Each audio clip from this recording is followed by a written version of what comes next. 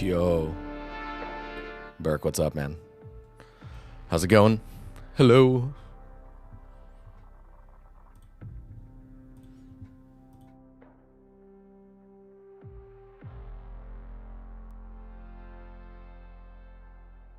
It's going good. Just need to make sure everything is set. Hello?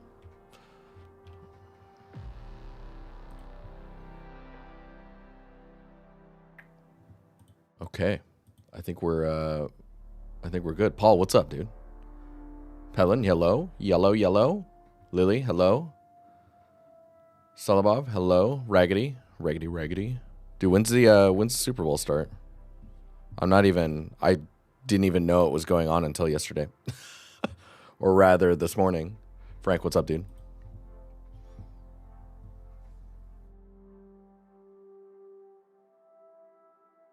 Okay. The superb owl. Yes. Once a year. The superb owl dawns us. I'll drop the music here.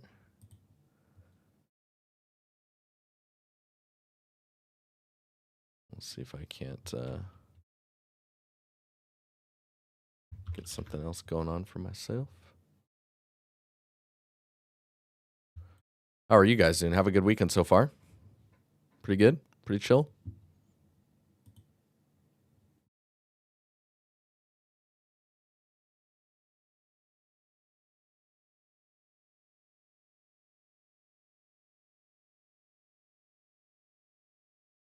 You're making sculpts with my brushes.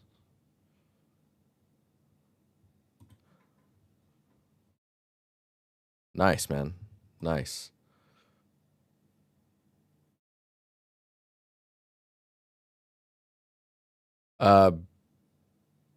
Burke, what do you mean? You should be able to just view all of them in the timeline of the Leveling Up Substance Designer. Dude, hell yeah, Paul. Burke, you should be able to just access through the Patreon page. I'm doing good. I think I ate too much food. It was like a sauce made from like cauliflower, and I think it whenever you blend something up, I think it's actually heavier than you realize, volume-wise or whatnot. You know what I mean? Okay, let me switch over to this.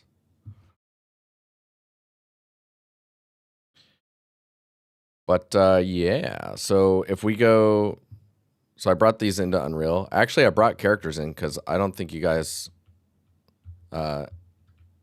see the scale all that often when we're looking at the scene.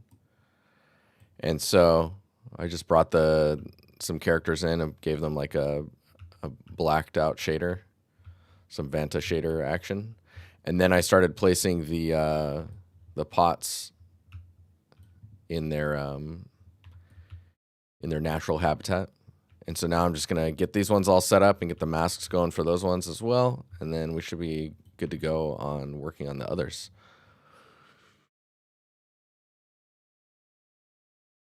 Yeah, I feel like I ate like double what I was supposed to eat. Who knows though? Maybe that means I just won't be very hungry tomorrow morning, and won't even need breakfast or something. Okay, so we got these now. We're doing instanced action when it comes to working on the pots. So let's see if we can't. Actually, I need to go back to this one really fast. Let's move me over here so I'm not blocking things. Okay. So moss, I think we need to delete these because we learned we can just paint on top of them. We'll go back to this prop. And nice. Okay. So this should be pretty straightforward. I think, because we already have all of the stuff generated, right?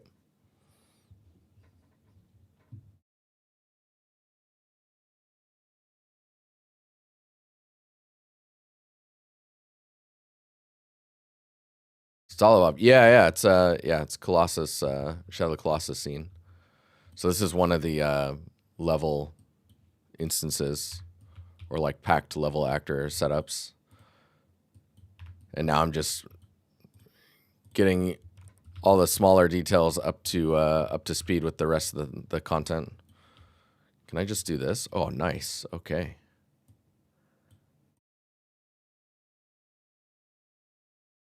Cool. All right, so let's see what we're looking at here. You go base color. One of the downsides is you can't really filter out the, like if you want to see the red and you're instancing, you can't see the red channel unless you're on the other pot. So if we're over here, now we can can do this and see where things are at, which kind of weirded out. I'm not seeing the fill layer. Is it just because it's like really, really subtle? No. What?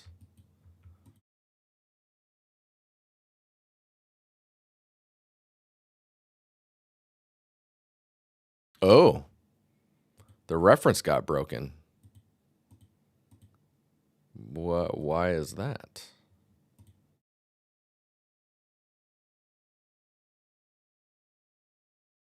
Oh, it might be because of the instancing.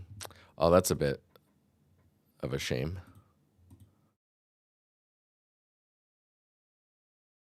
Okay, well, I'm just gonna...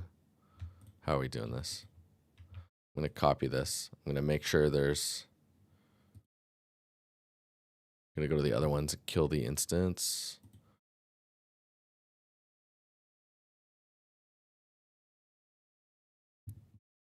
That's my guess anyways. Okay, so if I turn those off, is the reference fixed again?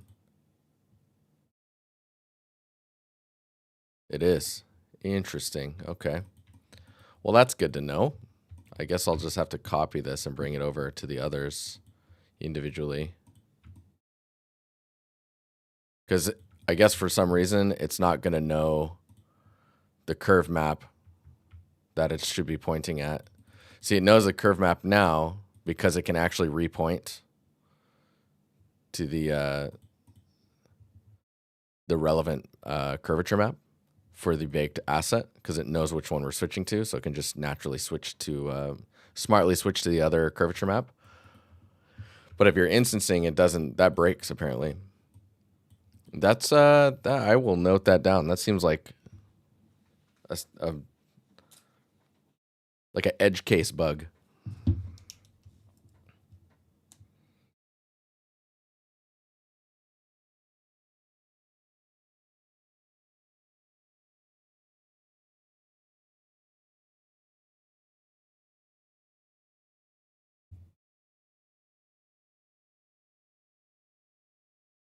Cool. That's a good one. I can let someone there know from the substance team. But yeah, did you guys get up to anything interesting over the weekend? Padre, what's up, dude? Hey, how you doing? Welcome.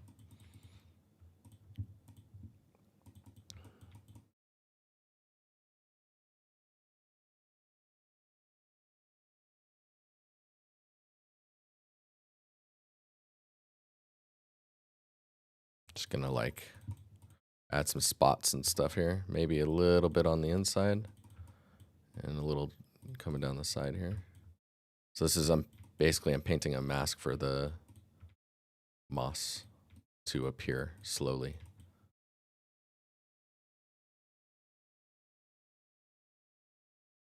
And then it's gonna mix in with all the other jazz and we should be good. Okay, so that one is probably set all right.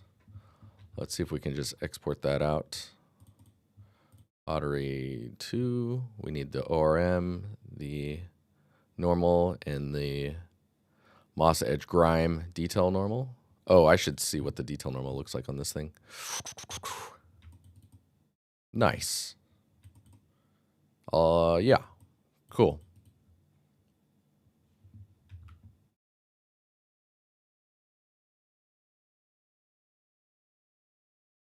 Boopity boppity boop. Export. Open directory. Nice. Okay. Unreal time.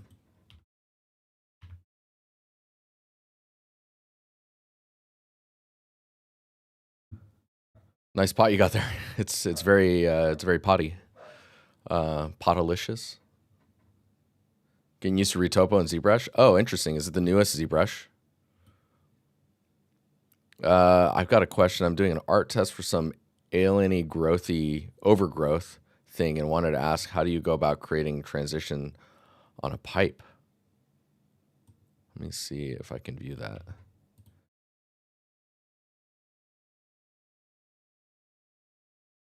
Oh, how did I do that? So if you look at it really, really closely, maybe I can, let me see, open image in new tab. Give me a second here. Okay.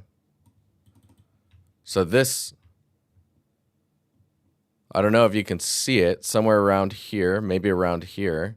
So this is its own mesh, right? So if we draw it really quick. This is its own mesh, and the pipes go into the mesh. They just pass through it, and I have them line up kind of close to where it's at. I then take the pipe, select the geometry around it, duplicate it, and extend it out, like fatten it up a bit, so it's floating outside the range of the pipe, right? So if you think about it, the pipe's like maybe like this. And then this is a whole different material with alpha, and then it just kind of gets near this, and then you believe the transition. There's even a seam somewhere in there. So it's just, yeah. It's just an alpha tested separate material from this passing into the other piece. What are you working on? Personal environment project? Yeah, it's like a community project slash personal growth, and giving you guys the opportunity to see things, ask questions, learn stuff, show me things. Yeah, it's just a floating like alpha tube on top of the pipe. Pretty straightforward.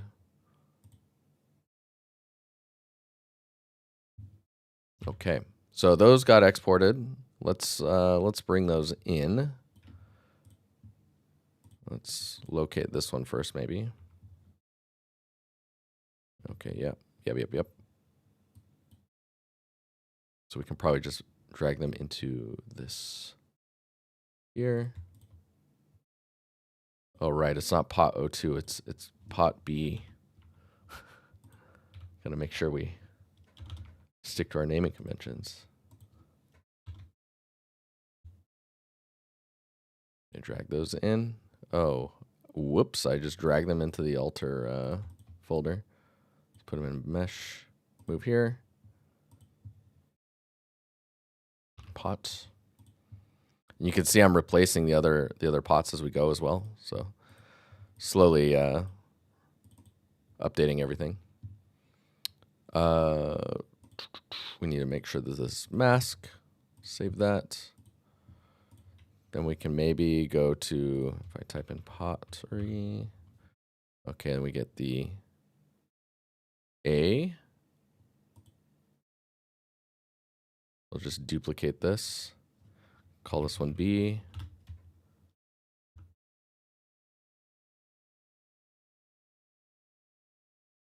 And just scroll down, where are we at here? Texture maps.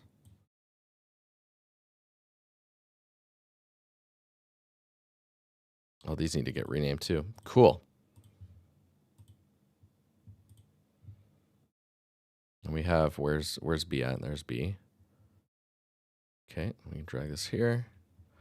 Kind of liking the editor being in this like windowed mode. I feel like I have a little bit more room, weirdly enough. KB.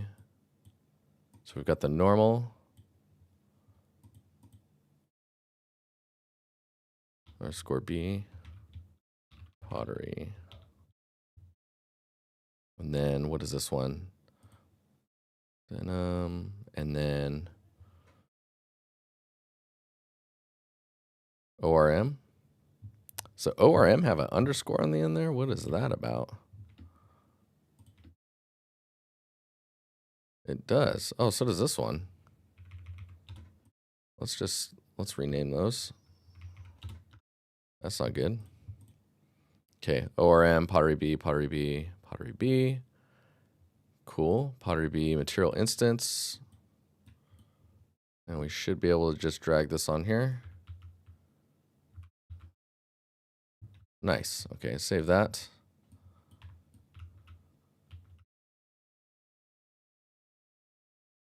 Oh, right. We've got some projection issues.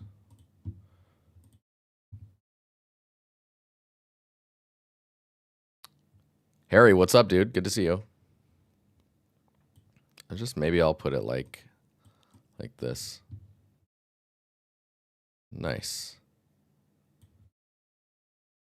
Okay. So that nothing's hidden behind my camera. So we can look up decal, and then you can say receive decals. So you can see all these leaves and stuff. These are projected decals. And you can see they're projecting on these props. So we can just search on a per prop basis and then just find and turn off receive decals, which will stop the projection from happening on those. Okay. So that's looking pretty good. The detail normal is really wild, though. I wonder what that's about.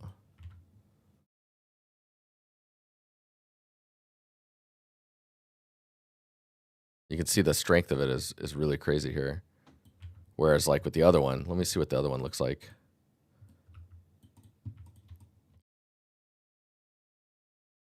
Detail normal. I mean, maybe it's the tiling. Hang on here. Maybe detail normal. Strength, we can go down to like 3, 1. I mean, if it's really strong like that, maybe the tiling needs to go up.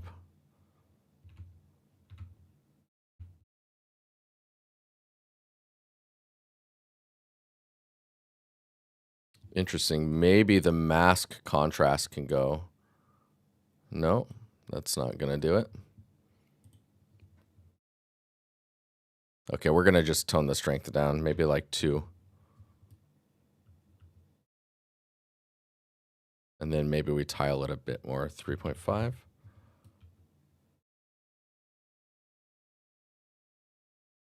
Interesting. Whoa.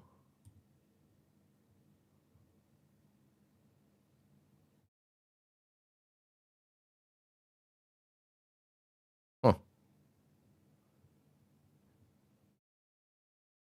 I think it's okay. Man, that's interesting. Are you working in the industry? How hard was it to get in?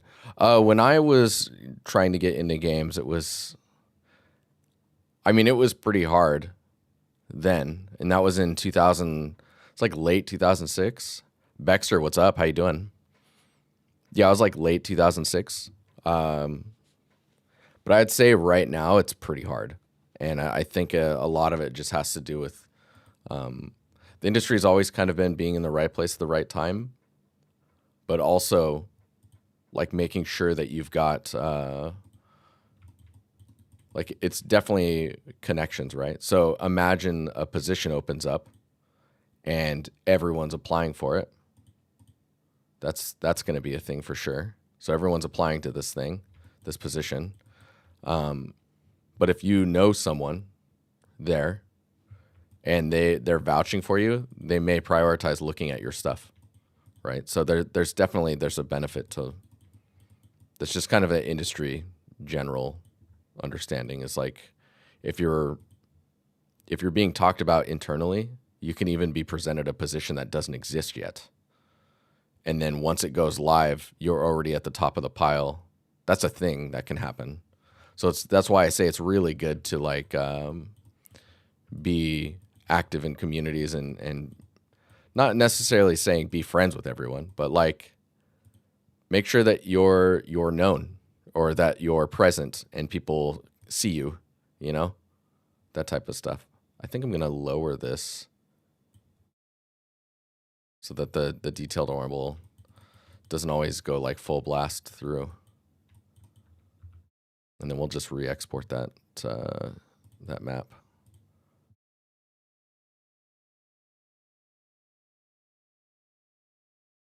Oh, I'm so dumb. Well, I'm not dumb, but I forgot that this is also a packed mask, right? So I need to make sure the compression's correct. This is one of the reasons you want your compression to be correct. So this should be 3. This should be 3, I believe. It was quite strong. But the reason it's strong is because the compression on the mask has actually not been updated. Let's see here.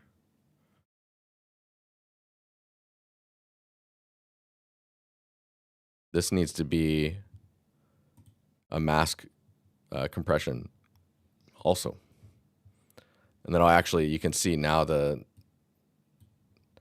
mask is behaving more accurately. So from there, we need to go in and tune some stuff like the moss mask amount, push that down. Maybe we can soften it a little bit.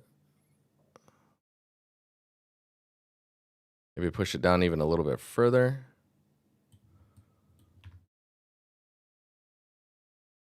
That's definitely better. The surface isn't as wild. Let's see what the color looks like. Yeah, still a bit dark up there. Maybe that's the grime.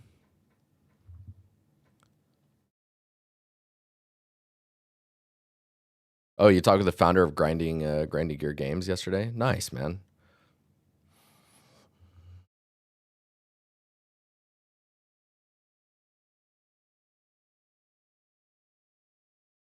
Grime contrast. Oh yeah, you can see there's all the grime there. So grime value, maybe we lighten it up a little bit so it's not so intense. Or we just take the value of it and, well, okay, hang on here. We should probably look at what the grime looks like in here. Yeah, the grime here is pretty intense. Maybe we can push that down a little bit. Contrast it a little. It's not too heavy. Cool. Grime, yes. Export. Re-import. A little better.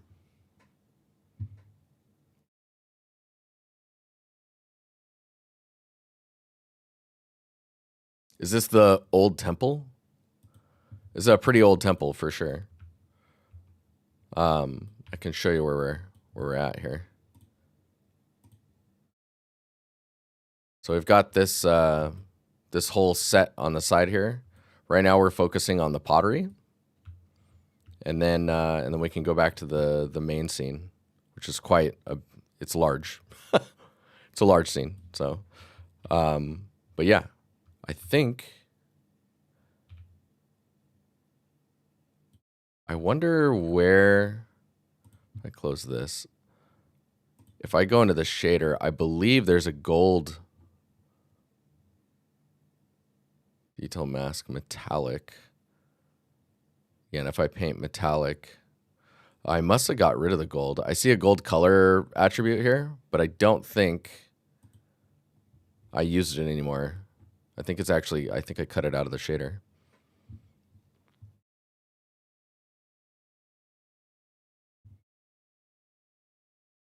But this should be good. But yeah, I mean, I think if you can focus on like making a sick portfolio and interacting with other artists and learning to give and receive feedback and how to utilize that, that's probably your best weapon for getting access to the industry, if you want to say it like that.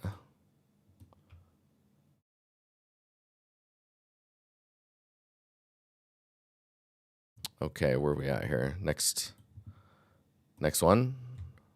You can grab all these.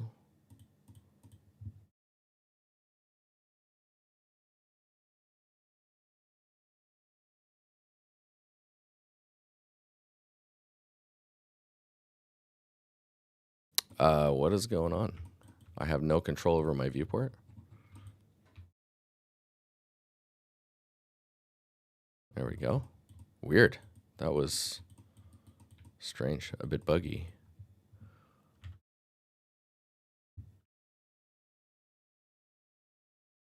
Okay. Moss. Maybe we'll go for a big splash of moss on this side and then drag it out this way. And maybe a little bit on the upper area here. Some in the inside. Little dash there. Cool. And then we need to detail normal. Check that out. See what we're dealing with. Looks like it'll be all right, I think. And then what was the other thing we wanted to check? Edges, okay, grime.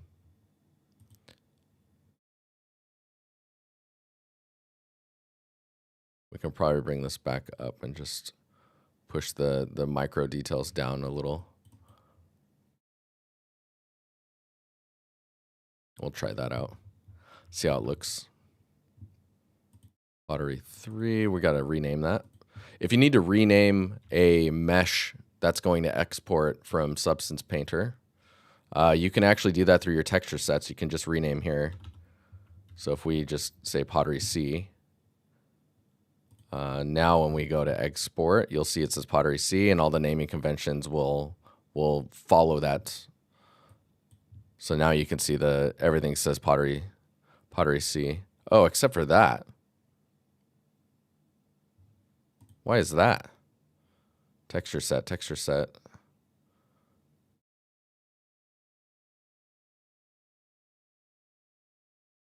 Interesting. That's weird.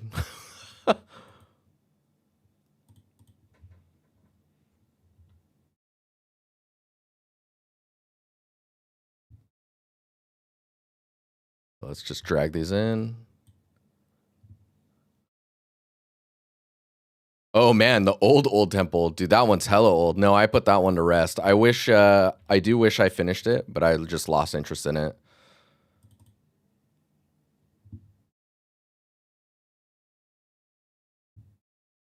Dude, that scene was dope. I was pretty happy with that one. But yeah. There's another underscore under this one. I must have a space in there or something. Okay, let's save this. And then let's just make sure we get rid of the underscore there. Pottery. Duplicate. C.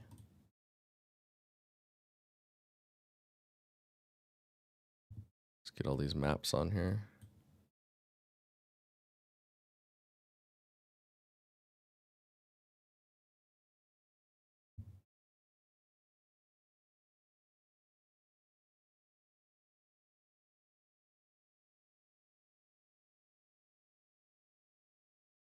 Save that. We'll open this one. Just make sure this gets on there. Nice. Nice and tidy. There we go. Sweet.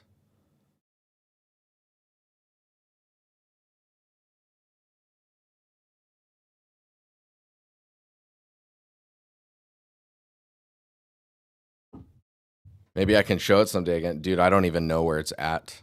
I'm pretty sure that thing got nuked at some point with a bunch of my older stuff. Were you around watching that back in the day, Baxter?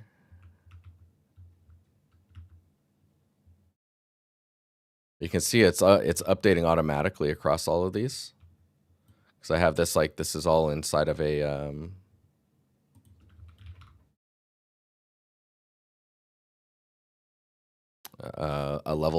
packed level instance.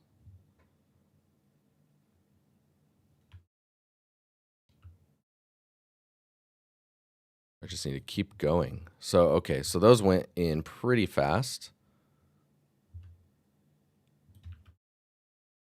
Color on them looks all right. Moss is at a good size. One thing I wanted to do was make it so when these move around that the moss is slightly different. I think that does require a shader change. Yeah, that was an Uncharted scene. That scene was really cool.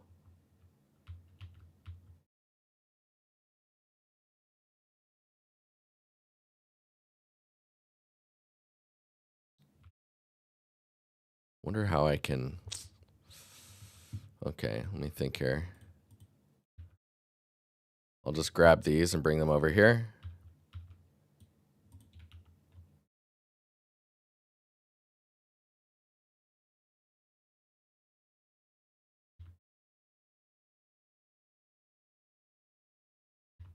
Okay.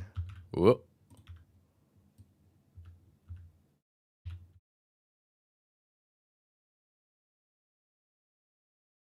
Let's make sure we're saving everything.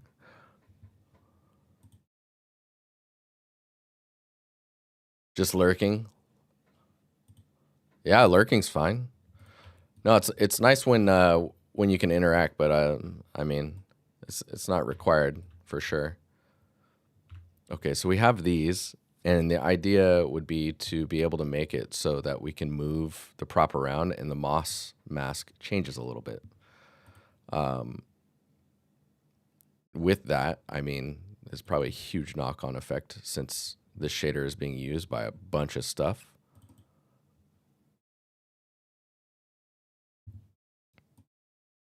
Let's see what we're looking at here. Yeah, so we even have a mesh paint texture object in there as well.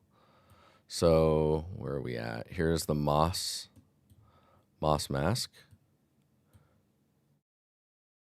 Blend overlay.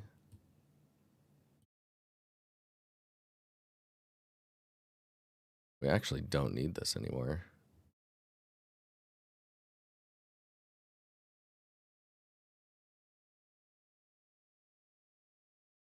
So you notice I'm using a lot of RGB masking. I was wondering if you had any advice or tips for using that workflow. I'm about to start a new project and would love to try and incorporate it. It's definitely only beneficial if you're utilizing it on a lot of things, if that makes sense. Nice pots and pans. What's up, Ake? What's up, dude? But I mean, it's just a matter of like, yeah, basically that these tileable materials, like I have, at least in my setup, I have material functions. Like you could probably do this now with layered materials is probably the other way of doing it. That way you can rearrange and change it. It's a little bit more flexible. But essentially I have a material function for moss, and you can see like here's the moss material. And then I have the material function for, where are we at here? Where is it? Oh, nice. That's something that's broken there. Yeah, so there's the moss. There's the gold, which I don't think I'm using anymore. And where the heck is everything else? Edges. Okay, so this is the stone material function. And then moss goes on top of it. Aha, the gold is actually coming from the metallic map. So if I paint metallic somewhere, let's do that really fast. Let me think here. Paint layer. I'm just going to call it metallic. Turn that off. Metal. Going to make it white.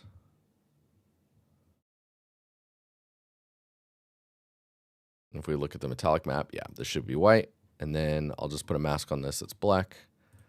And then, oh, I need to see the wireframe.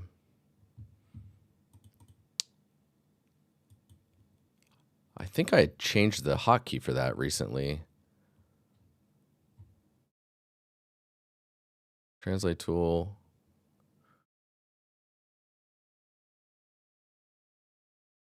I'm trying to remember where it's at. Draw mouse shortcuts. Is it Control W? Shift W? Shift W. So then you can see like where that's going to be. So if I just make this nice and sharp, and then we'll just paint gold here.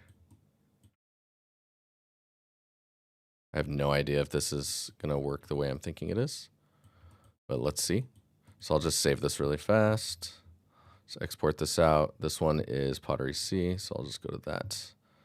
And we just need to make sure this one is exporting metallic map. Okay.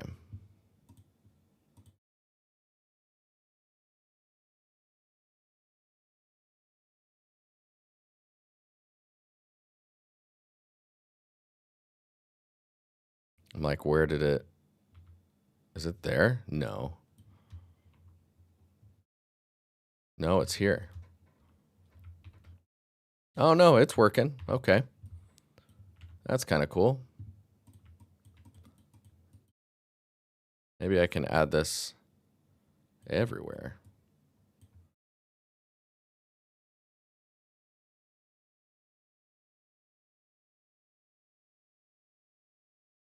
We can see if this, I have a feeling it could get really like busy or noisy. So we'll have to see how that goes.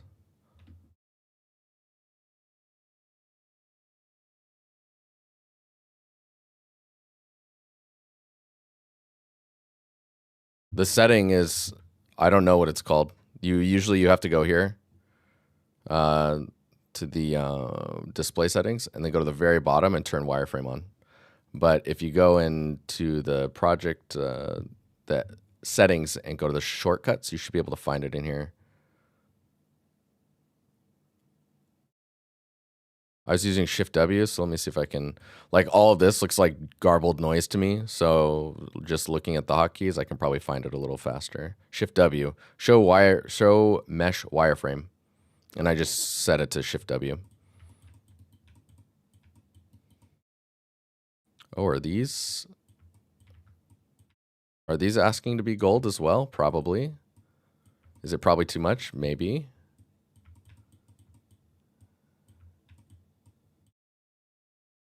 Only one way to find out, though. Only one way to find out.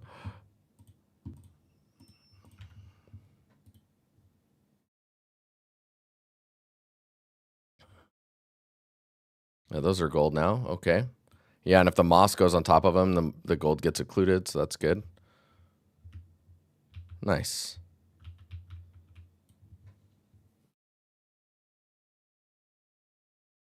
Yeah, they probably, what they need is like what Blender just added, a search function inside of the shortcuts. So you can just type in like wireframe and then it'll just only show you what's there. Noting that down too.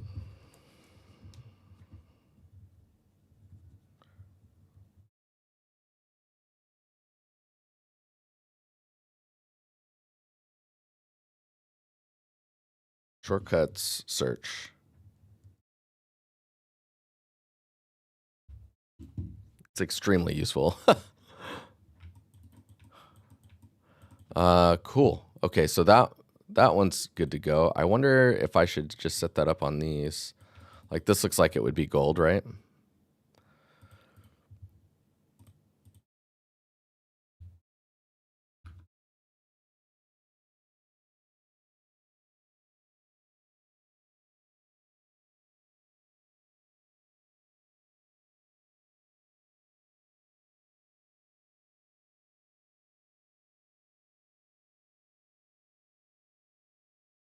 think it's just those ones, right?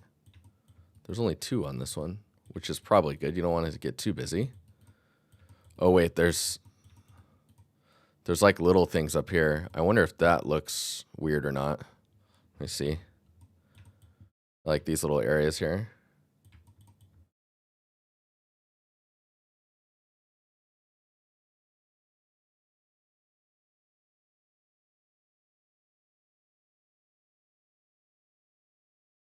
We'll see if this is strange.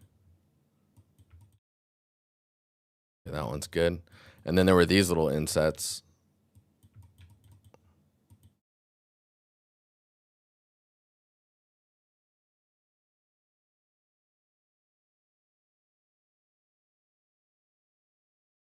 This might be a bridge too far. One way to find out. This one looks a little beat up, damaged even. We just won't paint that one. Okay. Let's go back and look at this really fast. Oh, is there supposed to be one right there? What? Cool. Oh, right. That's why this needs to be renamed. B. Export. B. Yep.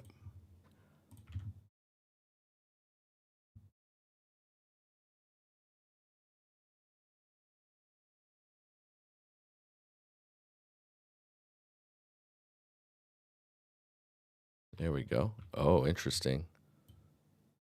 Yeah, I mean, it might be okay. It might be okay. Well, I don't know yet. We'll see. Is there a roughness control on the gold? Yes, there is. Okay. Like, how shiny do you make it, you know?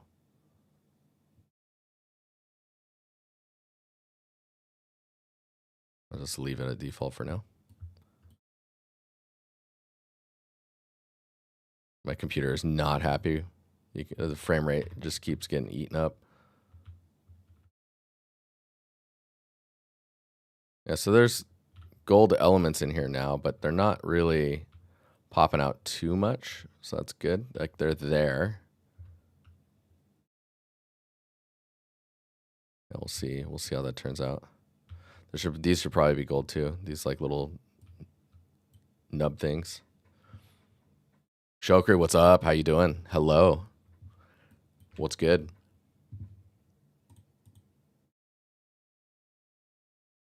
Oh, I'm so lazy. I'm just gonna grab this gold layer and bring it over here and paste it.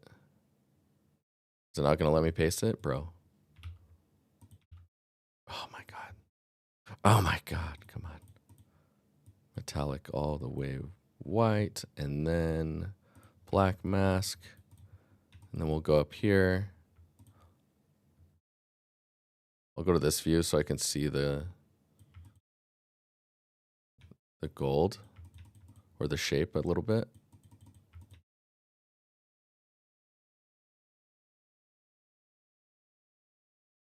Nice. Victory lap. Feeling it.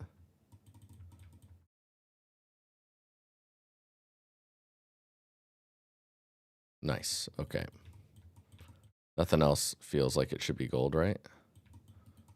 No. Okay. Oh, naming.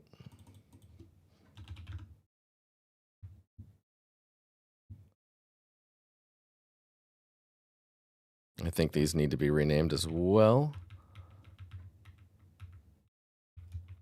A Pottery 01. A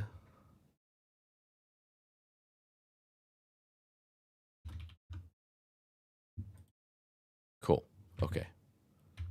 Export. Pottery A. ORM. Boom. Pottery A ORM. Re-import. I'm like, did that work? Did that work? Metallic Yeah, that's metallic. Does not feel like it worked.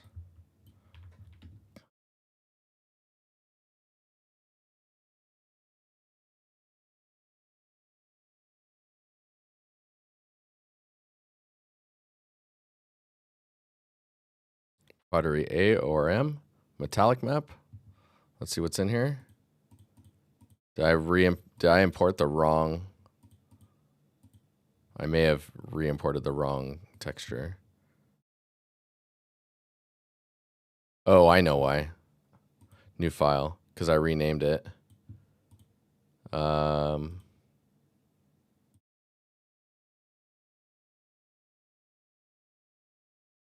cannot view this in a view like this. There we go. Pottery A or M. Yeah, see the old ones. So it's pointing at the old renamed ones anyways. So I have to do this manually. There we go. There we go.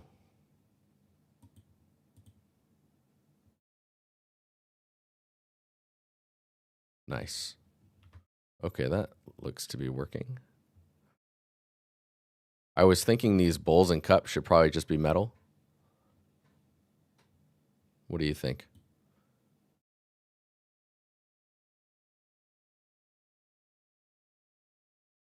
RGB mask download on your Patreon is not working? What? Really? Can you DM me the link to that, to the post? I'll sort it out for you.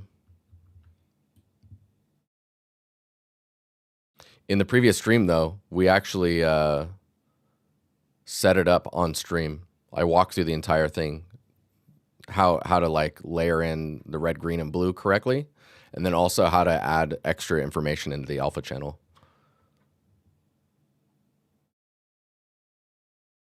Yeah, it feels like those smaller details should be made out of something, right? Another material. Okay, so those are all good. I think I will save this file and we'll close this out so I get a little bit of performance back. And then now we're in here. And now I want to make this shader work for the moss changing as I move the prop around, which I think requires I go into this material setup. So material function, moss mask. I'm going to just bypass this and we'll hope nothing breaks. And eventually we'll delete that. I'll just use that as a reminder. Do this. Don't forget.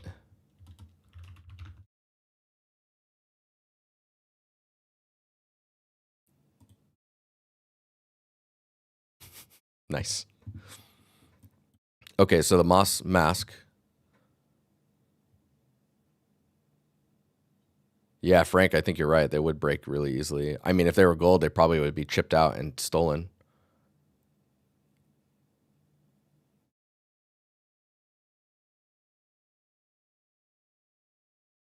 Burke, that's strange. That should not be possible. Good old turquoise instead of the gold. Yeah, probably would do that. The patina effect. But that would be if it was not gold, right? That would be if it was copper.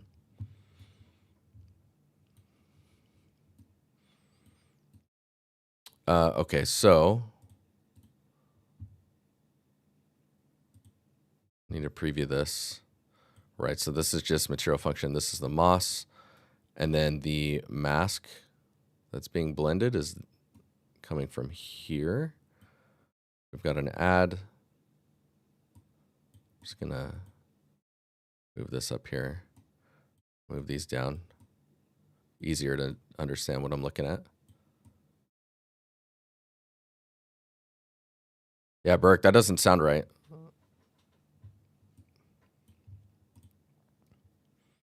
Okay. Moss.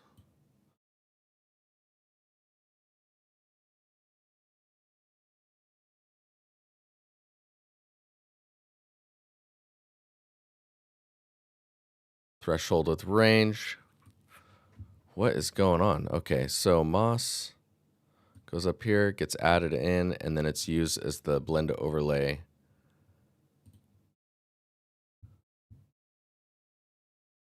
Okay. Threshold, and then the alpha kicks in. Okay. So this is all mask creation, and it's a bit more complex because we're adding in a few other things.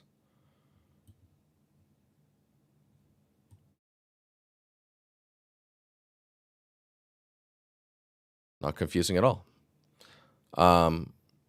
Cool. So moss added in, blended over the top.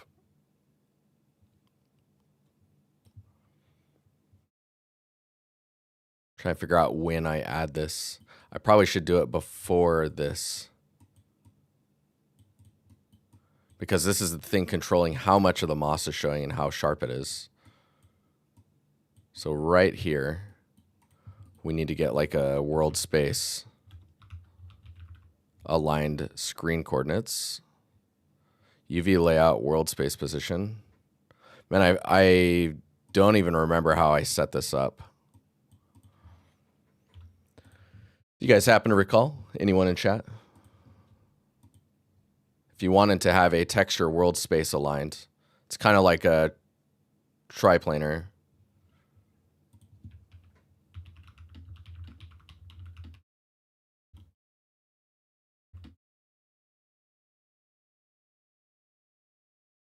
I can't. I'm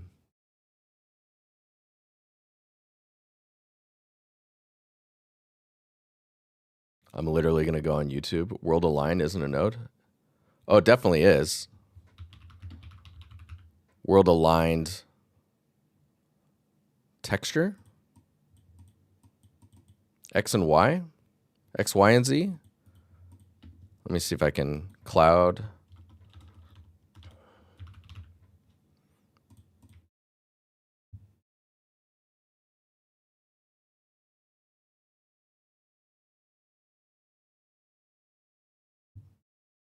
Yes, and I'm pretty sure I've got a texture somewhere here I can use.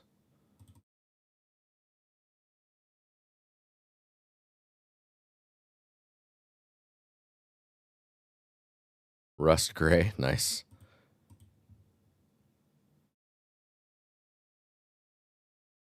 Man, where did I save that? I've got a texture that's a good noise, but there's a bunch of different noises inside of it. It's like a packed, it's really useful. Maybe if I just search noise, go here. Nope. Packed. Nope. Ooh, that's not annoying at all. Okay, I'm gonna designer. I'm just gonna make it real fast. If it's different from normal, by the way, world align normal. Is it different for normal, by the way? Probably, yeah. I mean, there's a few different ones, and I think it's because it has to deal with vectors for normals. So if you're world aligning them, it probably needs to flip channels and make sure they're correct based on the positioning. It's probably converting it to world space and then object space again.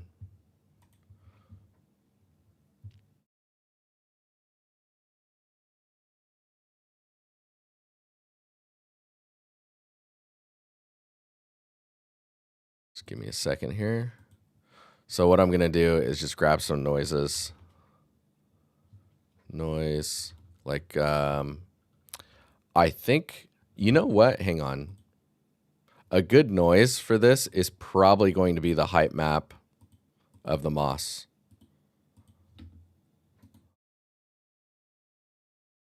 That I already have. This one.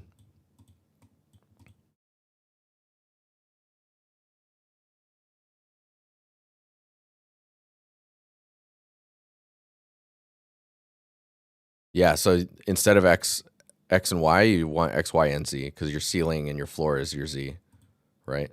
Well, that's changed now, hasn't it? in a 5.7. I think it's the same here right now. Oh, nice. I need to convert this to a texture object.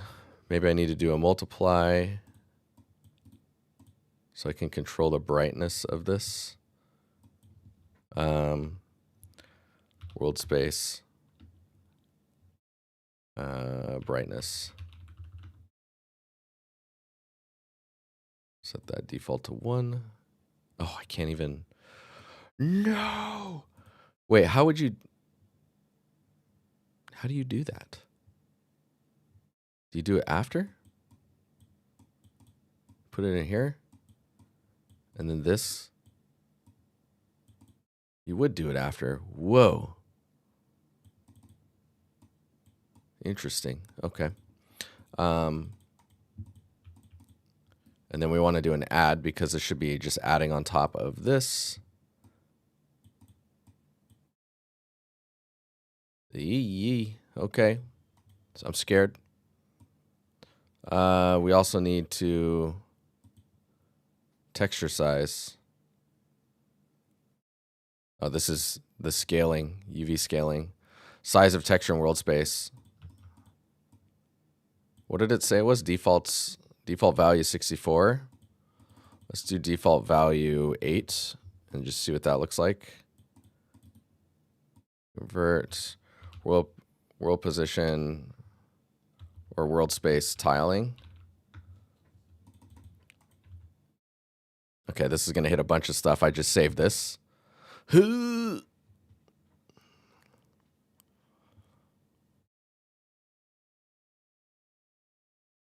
scared.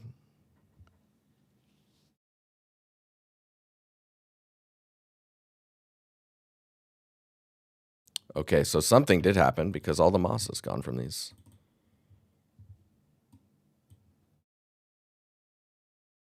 We'll search world space. We'll go to tiling. Let's start with 64. 1, 2, 3, 5, 8. Okay. This might not be working. Brightness. Yeah, no. That is not doing what we want it to do.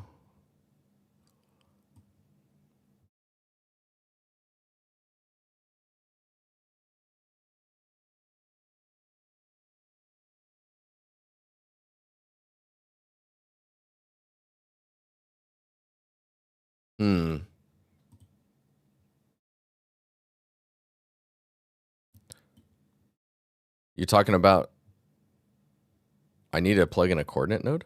What do you mean? In here, world position?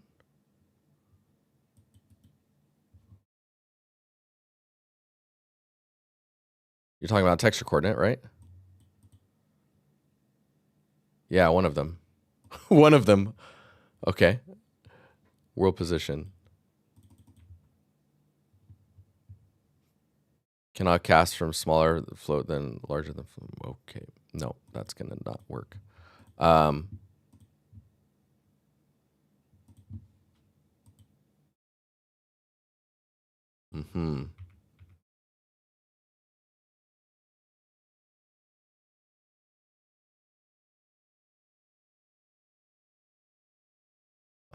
scrubbing a YouTube video.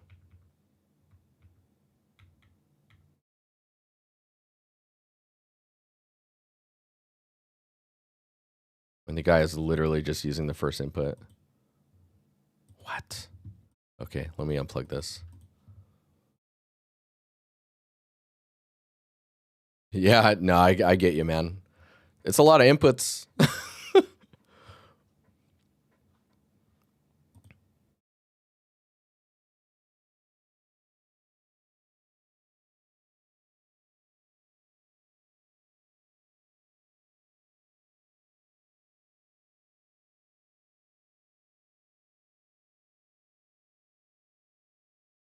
I mean, moss is still visible on some stuff. Interesting.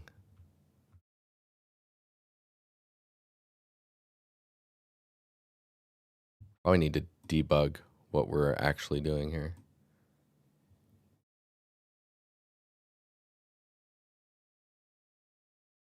Okay, so absolute world position to the third slot.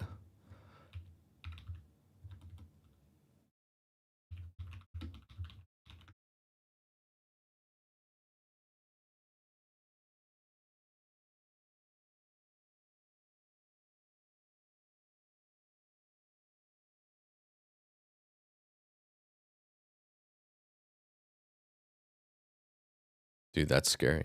Yeah, so it needs a vector 3, which is x, y, and z of this absolute world position.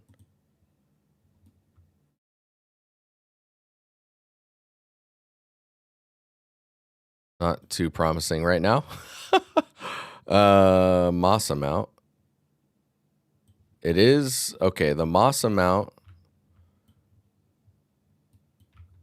So the moss does show up again. So now I'm going to change this. Yeah, so it's default if you don't plug it in. So it is, okay. That's good to know.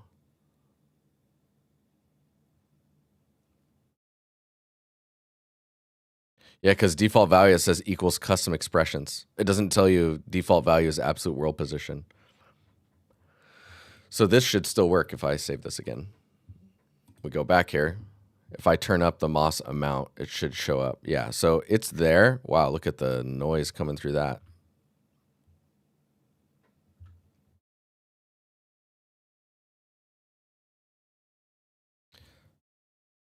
And I assume if I start moving this, stuff should be shifting around. So I need to world position, world space, tiling, 550. There we go. For 64 is, which is the default. If I move this around, yeah, that's moving. That's cool.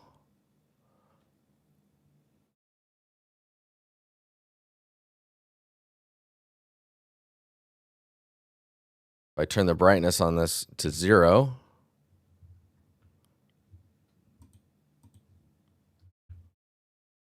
okay, interesting.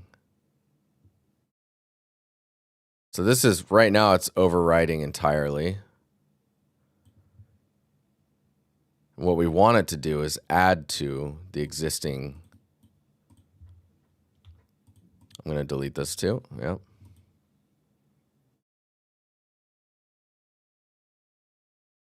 Actually, I need to bring that back. This probably needs to be way higher. Yeah, so if, instead of 64, if we did like 128, maybe even crazier.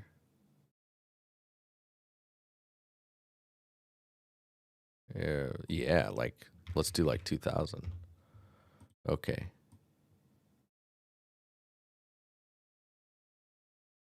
Right, see that? Okay, now we can take our moss amount, and lower it. Yeah, and it should be different.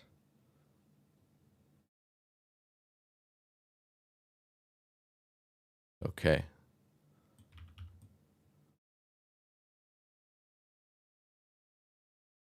Nice.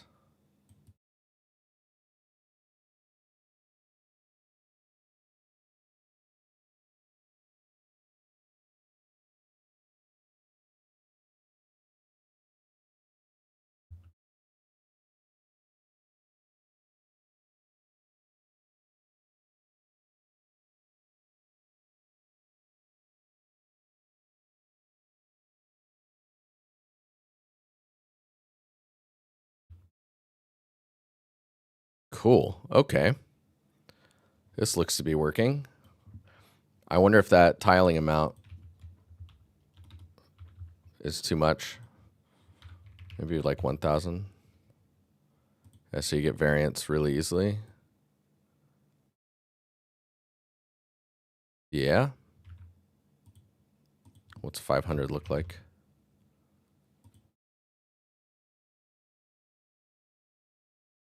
Dude, that's cool. Nice.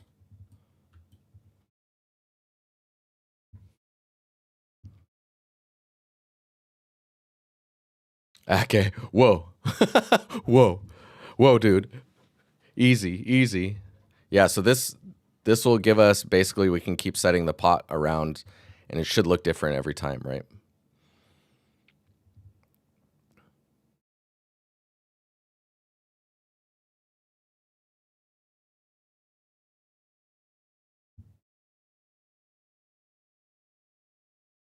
One thing I am curious about though is like the strength of it seems a bit wild. If it's default to 1, it's still different enough, and that's what we want. Yeah, yeah, yeah. Cool. Nice. Okay. Let's delete some of these.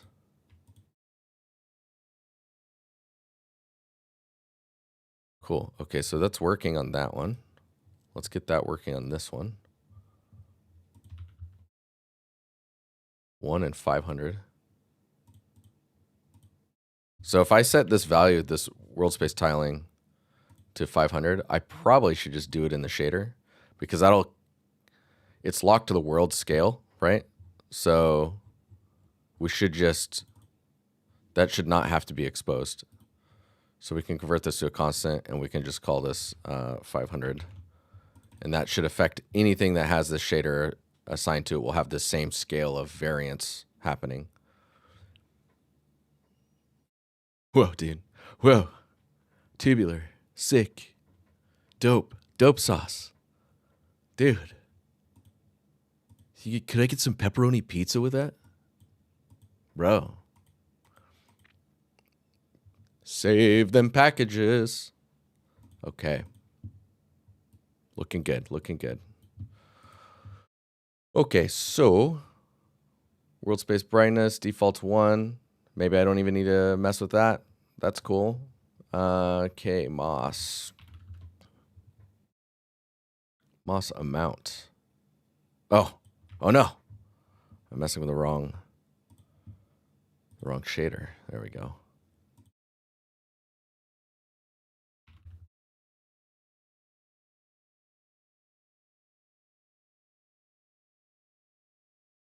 Okay. Interesting.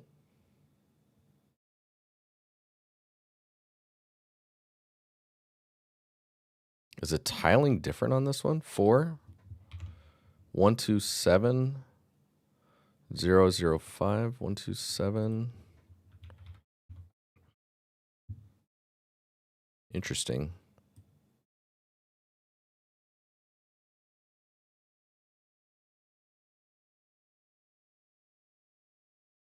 This doesn't feel as natural, you know?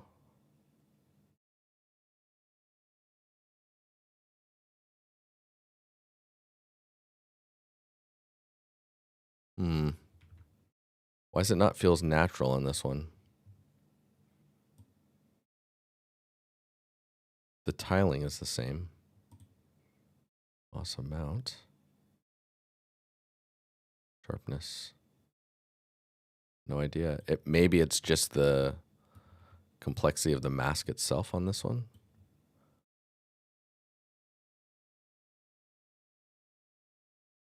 Put this back at 4. We'll just switch all the controllers back. Default. Okay.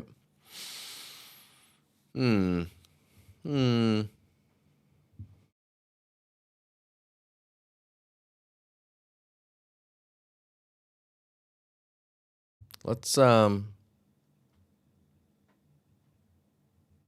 doesn't make much sense to me.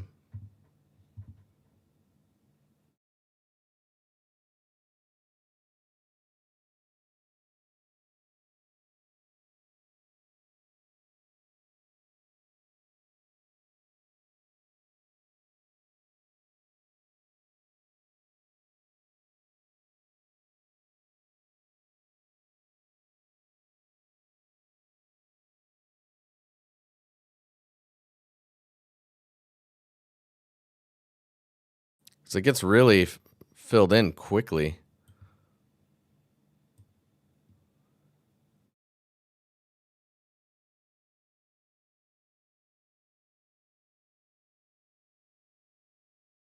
That's a bit annoying. I'm gonna leave it alone. We're gonna leave it alone.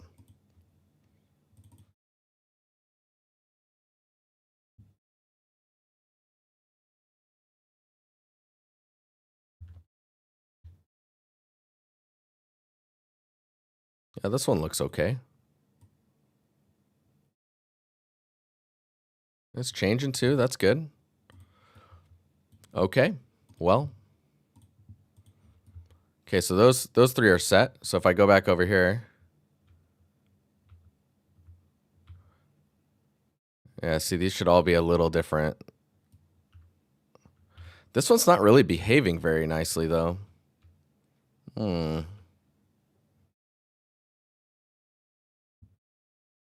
That's a bit annoying. I need to go into this and select everything and make sure the decal is not receiving.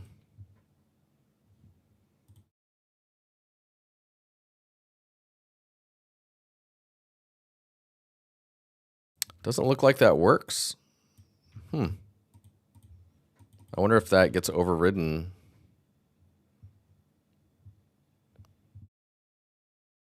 Watch is vibrating. What's happening? Dude, -1 outside. Let's go. Not outside. Yeah, so if I edit, interesting. Okay. What if I delete and paste it? Okay, so the instance of it does not take on the attributes previously.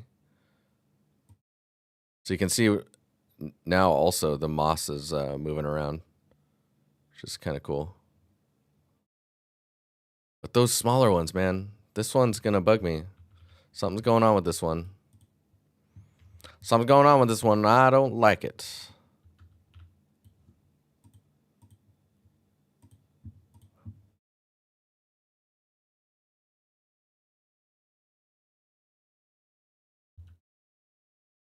I wonder if it's this brightness.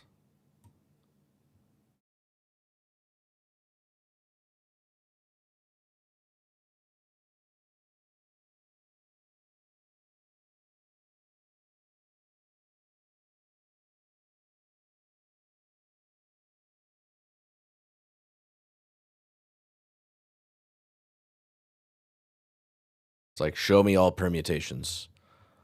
I need pottery. Lots of pottery.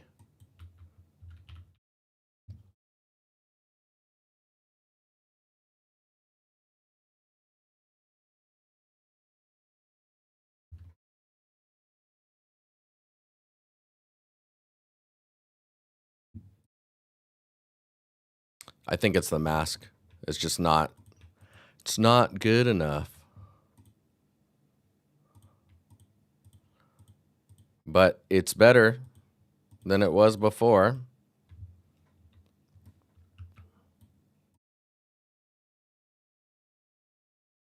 Cool. Okay. What time is it? 9:19. Let's save all of this.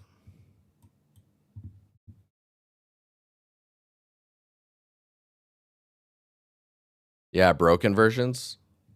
I don't know if I'll make broken versions.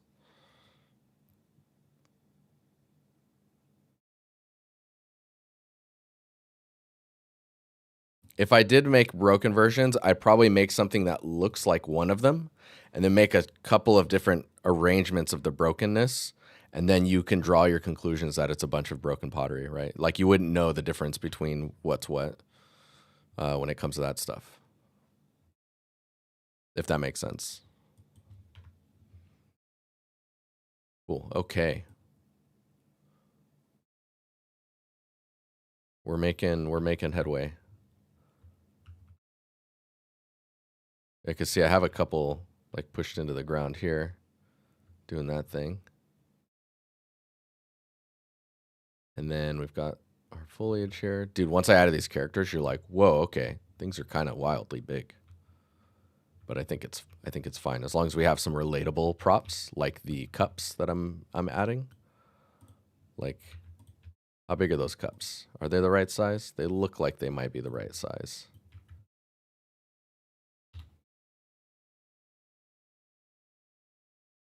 Okay, so we need to make some cups and some bowls.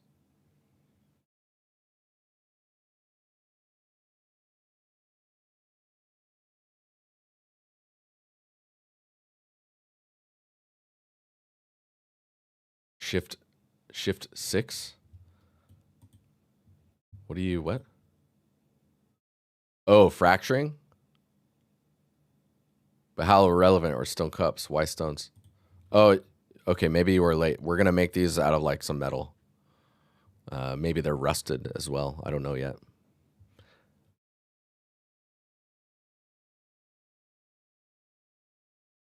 Oh yeah, no worries, man. No worries. Cool. Okay. Wow. Let me think what else we. Oh yeah, maybe we can load up the scenes. See if something broke horribly.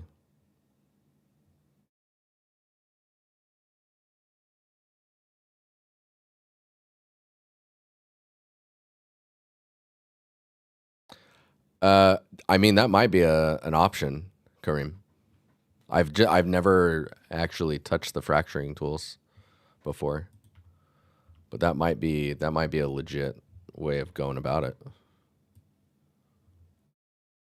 Let me see if we press C.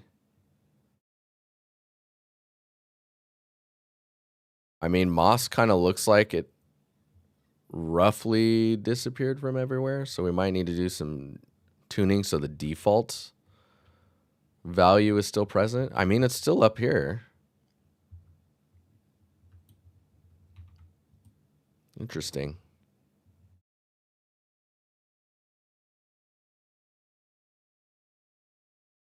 Hmm.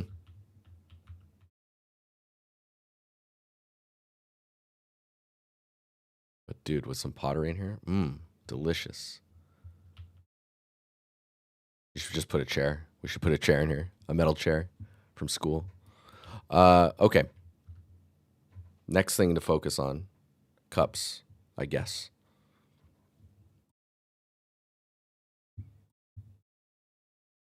And I guess I don't need this open.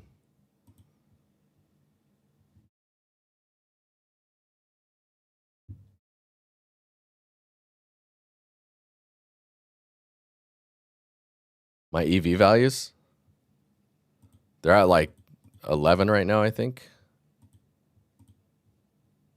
Yeah, 11. If I turn this on, it's pretty bright. But no, right now I have it at 11 just so I can see just enough.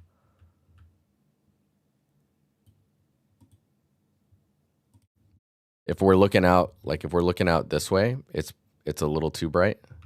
Like you'll see if I whip the light around here, it might be a hair too bright, and in these lighting conditions I might lower it to like 9.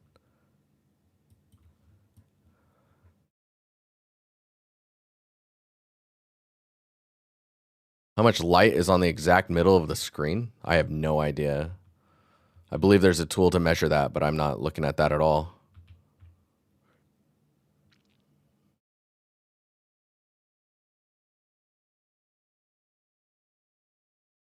It's right next to lit text. This one. There's a menu. It's a must to change the EV. Dude, yeah. It's also a must to turn it off from like auto exposing. Advanced HDR visualize. Lit. Advanced. Blah. Viewport stats. Advanced. HDR. No. Viz at the bottom. Oh. Eye adaption. Is this what you're looking for? Oh, this tool. Yeah.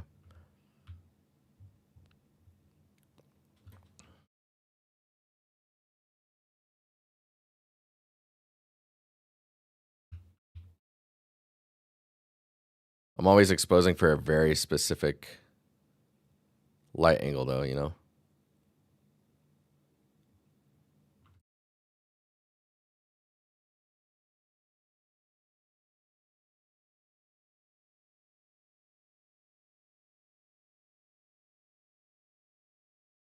Yeah, you're talking about this chart here.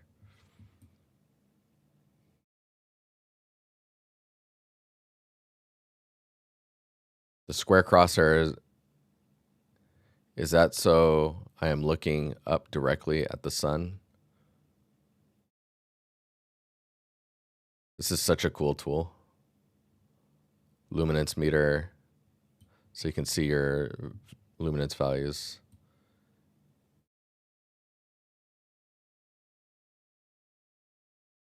Yeah, you can see how these shift around. Like it gets pretty dark in here. Back here, it's pretty dark.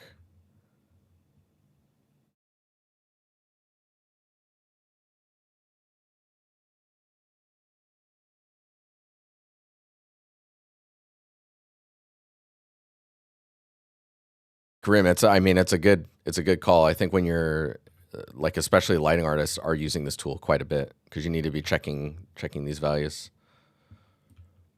For me, I'm like, that looks cool. You know? Classic.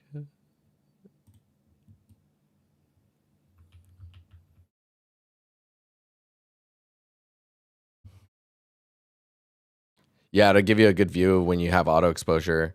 A lot of the times I turn auto exposure off and control directly with volumes and overrides in the volumes. So you have the exact exposure I'm expecting you to see. Maybe a minimal range in there if you wanted to see some type of shift. But I think that's after that, it's like, why would I let the game go crazy for you?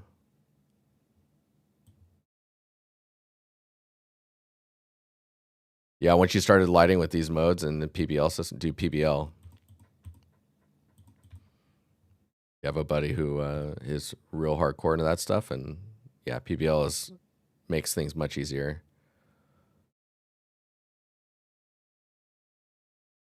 Because then it's like, well, I mean, if it's not bright enough and this is the right light source and the values are correct for that light source, then your materials need to be brighter.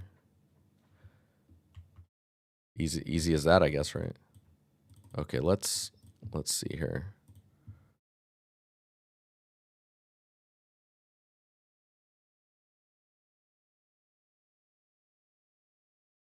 Theo, what's up, man?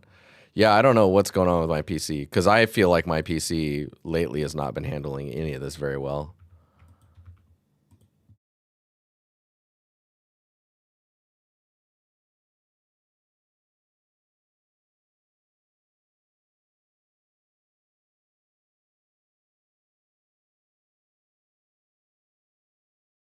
Tighten this edge up here. Yeah, I feel like this cup should just be metal. No?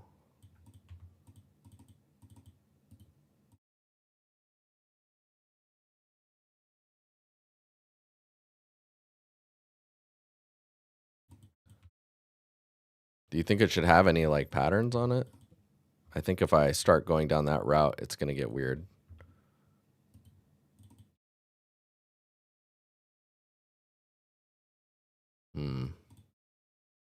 Maybe bring this down. Hang on here.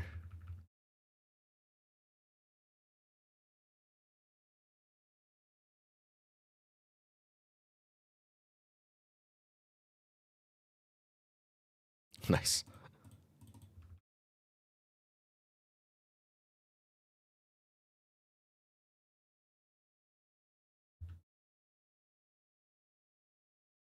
Just trying to think of an interesting let me think here.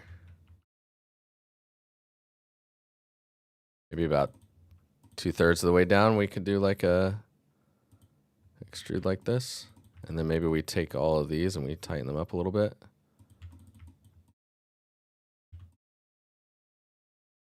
I'll just keep this.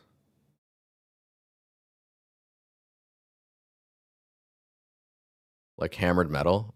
Oh, dude, that's a great idea. That's a dope idea. So we do this and then we hammer it a bit.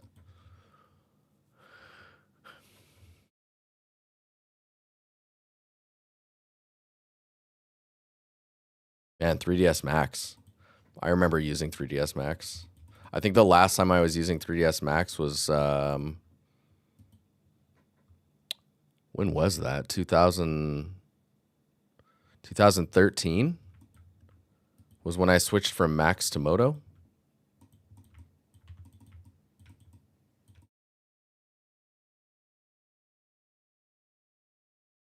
I'm gonna bring this up. So I'm gonna soften these details just a hair. And then we'll, so we got this subdivided. And then maybe we can, like you're saying, hammer it a bit.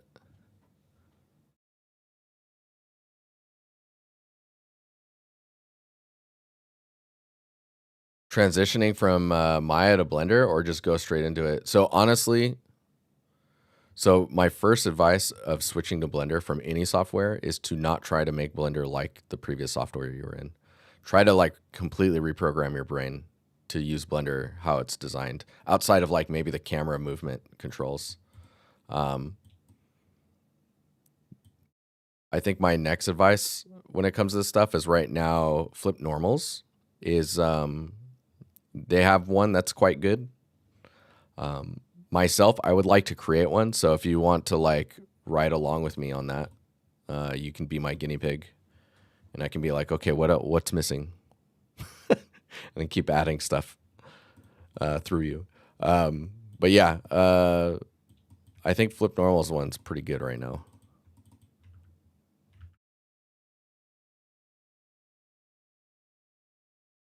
I think this is gonna work. This feels too soft still, or like not wide enough. I don't know.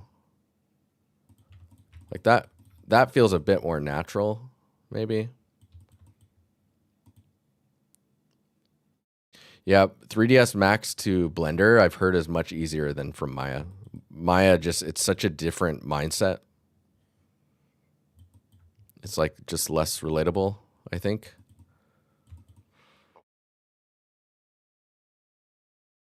Okay, I'm going to lower the subdivisions on this. I'm going to duplicate it. We'll have that as like a backup. And then we're going to take this one. We're going to accept the subdivisions at quite a high number. And then I'm going to start sculpting on this thing.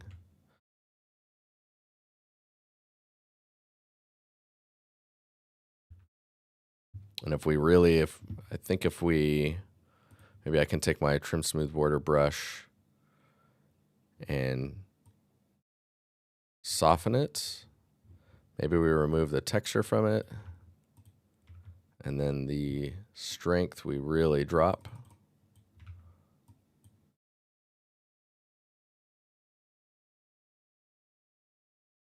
Okay, now I'm going to subdivide this thing.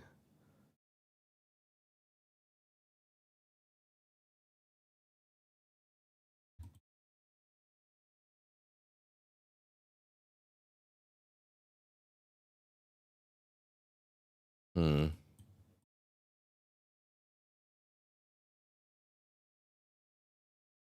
think I'm going to need another material to really see what I'm doing.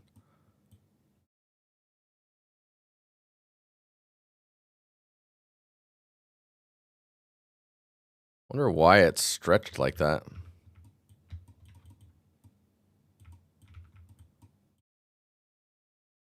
I mean, doing something like this is kind of interesting.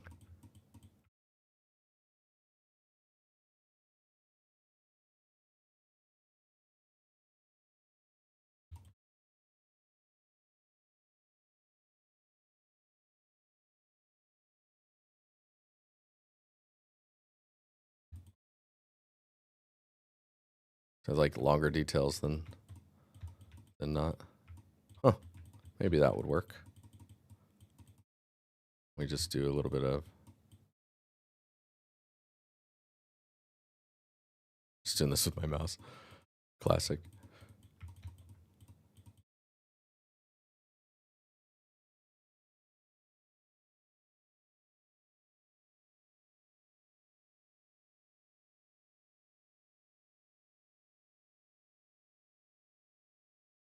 And it's starting to, I think, do what we're talking about.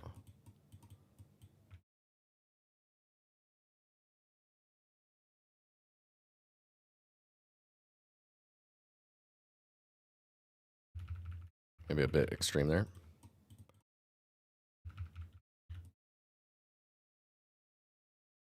It's nice though. These are like really micro differences in the surface that maybe aren't so much in the silhouette.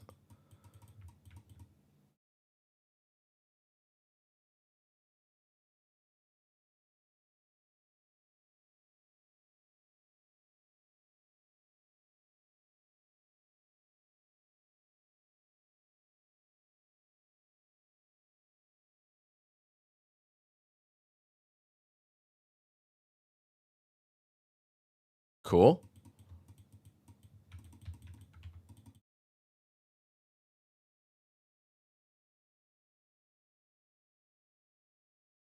I mean, that feels pretty rad.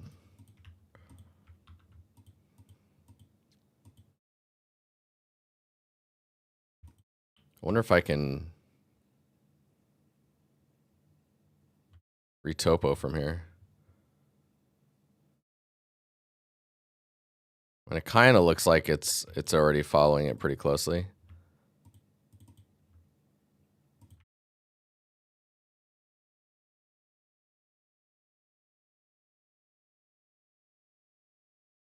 Nice.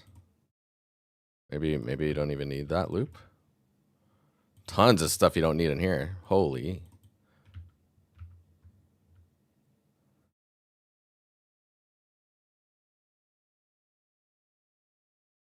Holy.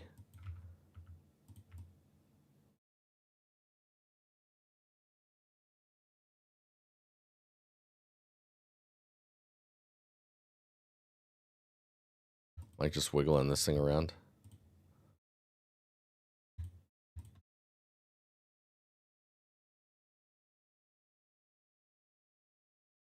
There's some dips going on around here.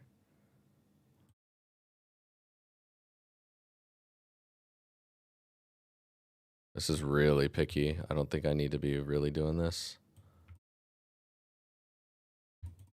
But whatever. Whatever. I'm having fun.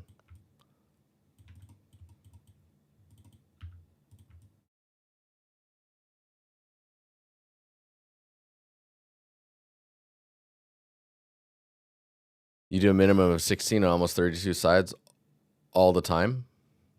I mean, if you can count the sides, it's usually too low.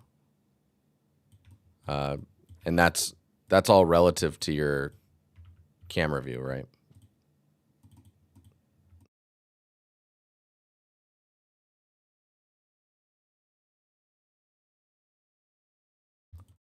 Like down here, I probably could just start merging these.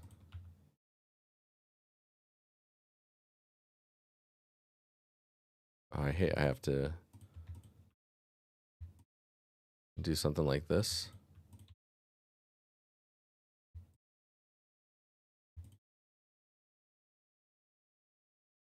Just a cut down on the polys down there. Could probably do it a little bit earlier too.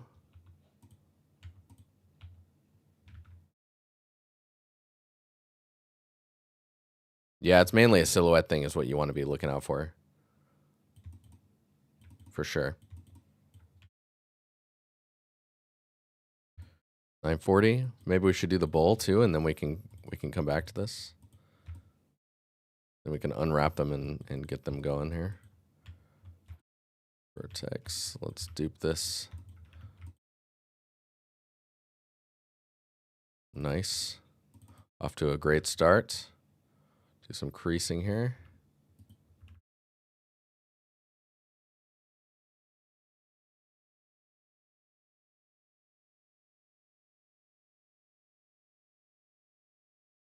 The ultimate bowl. Poles and all. Okay.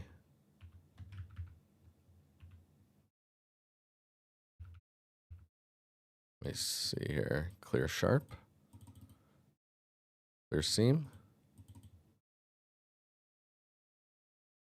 Maybe pinch this a little bit just so we have a little less of a noise going on down there.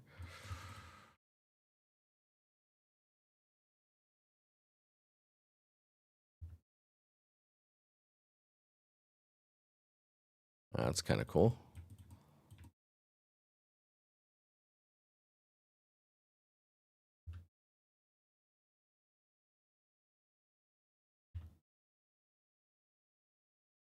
Let's look at it next to the other cup. So we want them to look kind of similar in design, you know? So these loops need to be kind of similar in scale.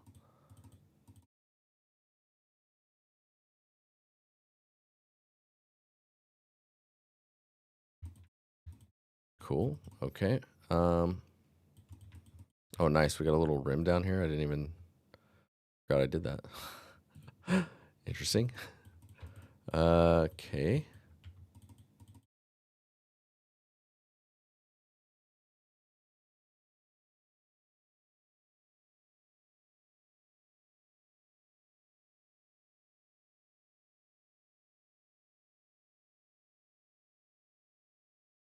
The material I'm using right now is this one here. Droid Steel 512. I think I found it online. This one's also really good. This one's a fun one to look at. Gives you a nice like highlight on the edge there too. So you can get these nice, what's this one called?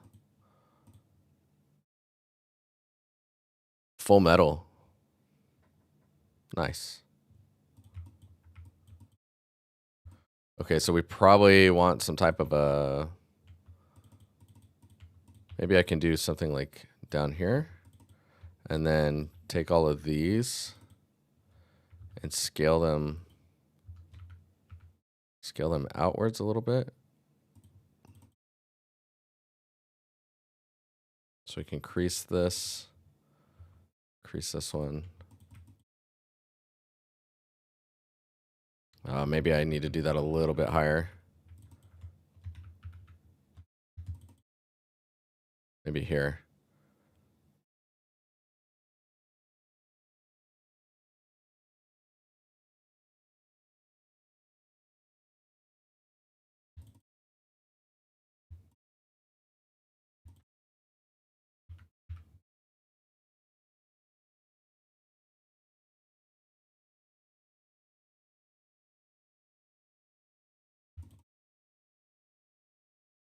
Something like this. Let's see. A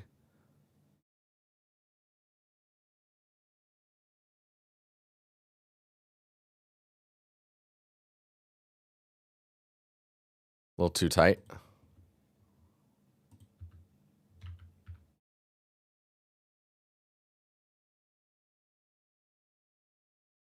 Oh, there we go. That's kind of doing what I want.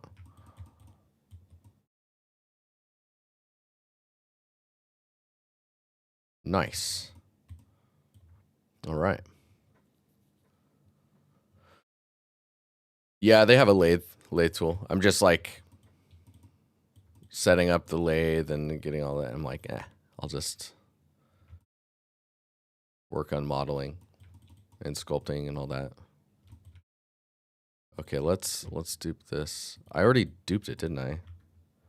But the dupe probably, oh nice. Dupe probably doesn't make sense. Take this one, remove that.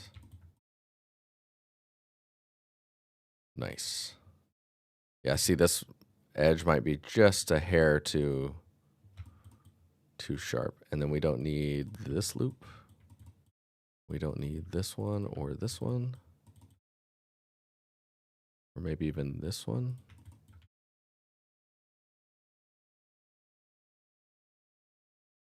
In here, we probably don't need any of those.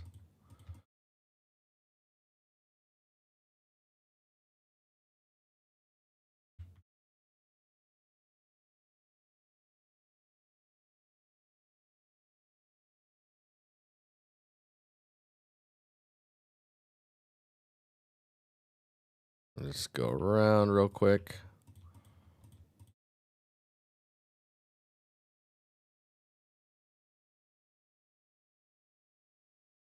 Take this whole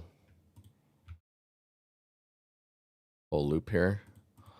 We'll just rotate it. Probably should have done that on the other one too. It's all good. All good.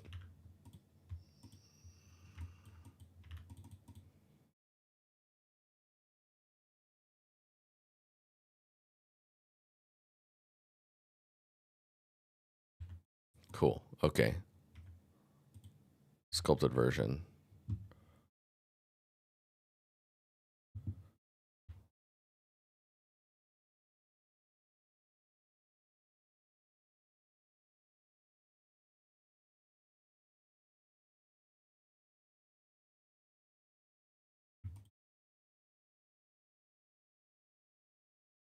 It's a cool idea with the hammering look. Especially if it's all really metally.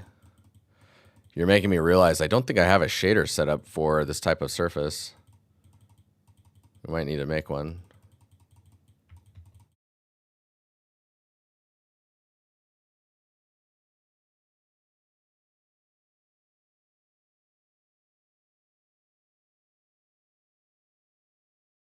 Nice, we ended up hitting the bottom edge here a couple times, which is kind of cool.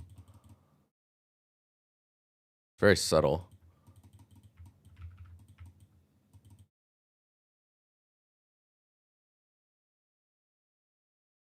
I think I need that other shader. There we go. Much easier to see what I'm looking at.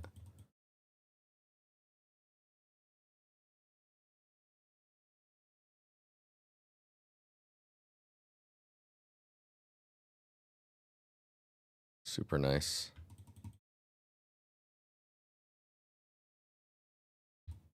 I'll just smooth the inside here.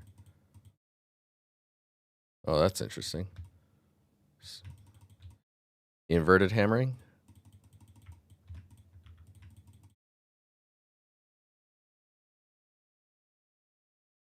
And we'll soften it.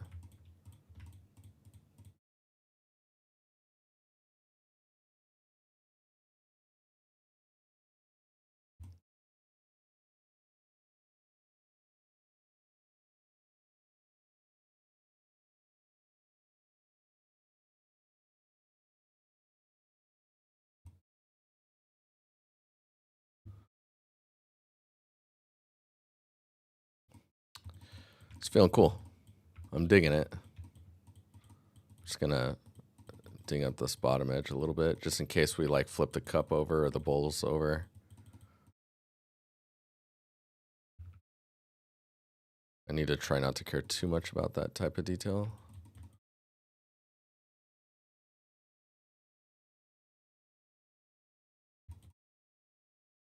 Man, that's interesting.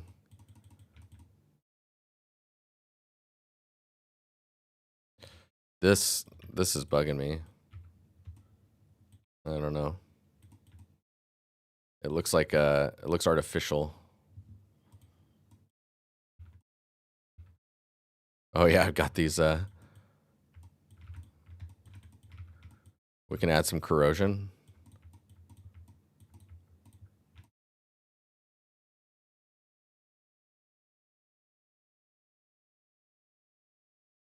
Probably leave it at that. Let's get some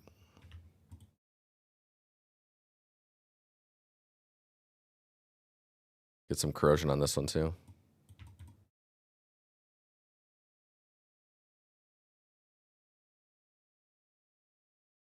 Cool. 950. Dang it.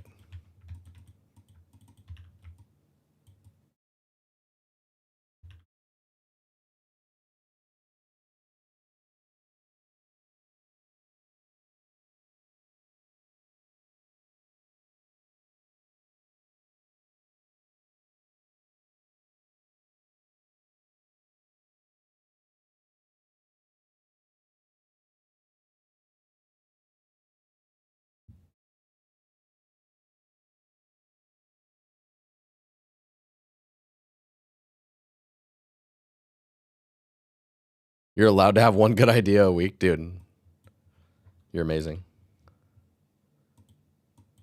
Where is this? What's happening here?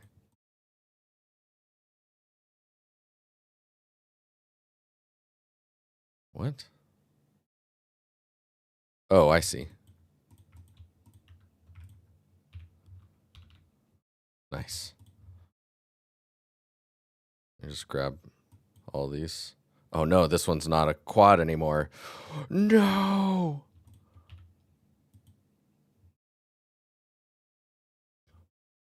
What have I done?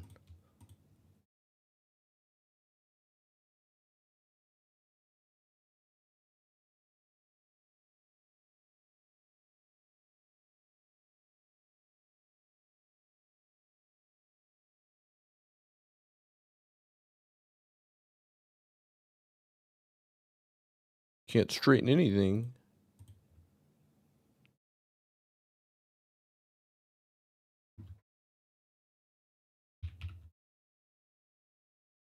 Cool. Okay. And then this one, right? Yeah.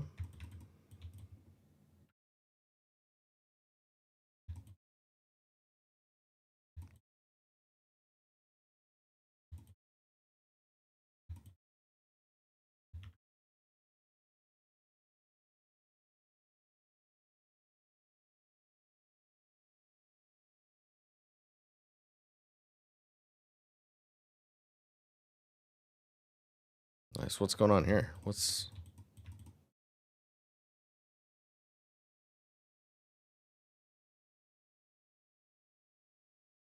Oh. What the hell? Whoa. Interesting. Okay.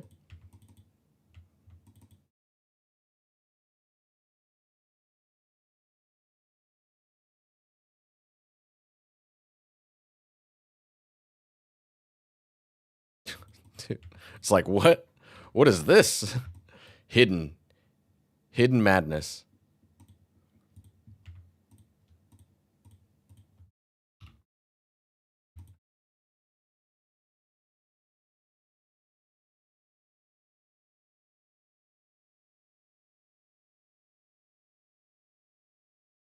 I don't like where this is going.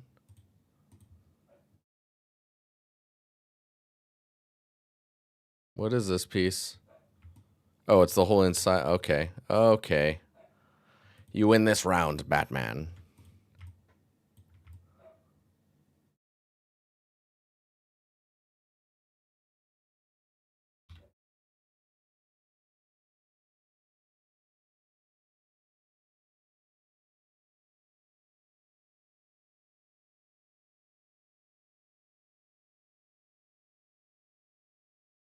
Good evening.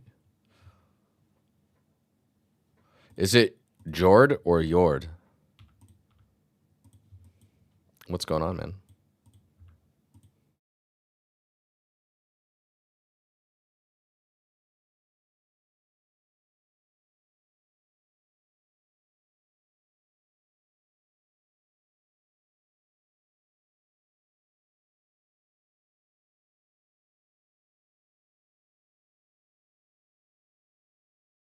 Dude, I don't know if you guys remember Ake that was in here earlier.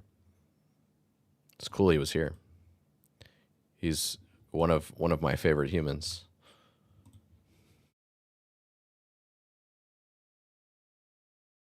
You can use straighten instead of non-quadded islands, by the way. What? Monty, what?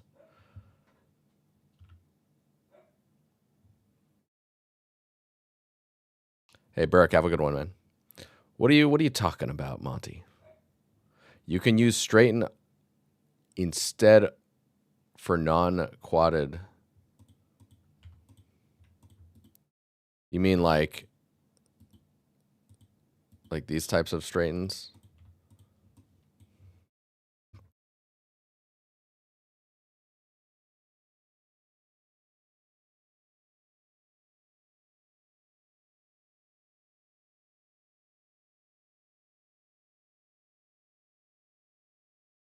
Yep. I'm just using Zen UV for those. Okay, I have to understand what's being said right now. Reshape islands. I mean, you can do this. We could do that.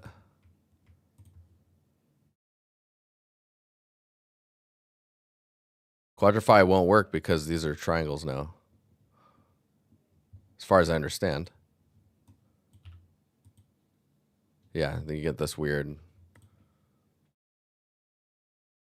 I mean, I wonder if you can. No.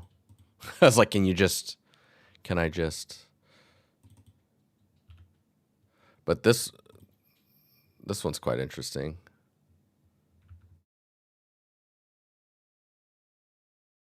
Follow active from Stock Blender. I mean, that's a good one as well. So if you did like this.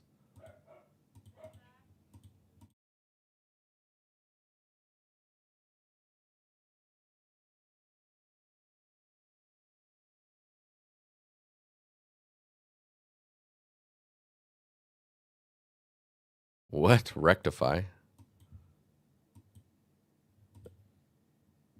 Look at that. That's a pretty nice one.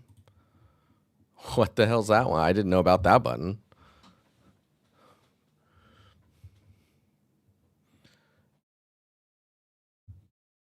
Yeah, we can look at the checker on here too. We can scale these all up so we can see what's going on. We also need to probably average island scale so we get close to the same size. And then we can probably change this to like something like this so it's easier to see. I mean, this looks pretty good. There's some weirdness down here.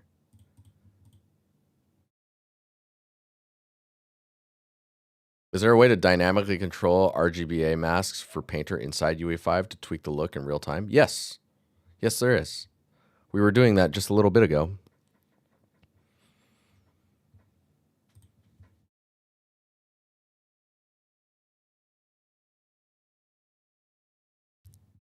I'm like, uno momento.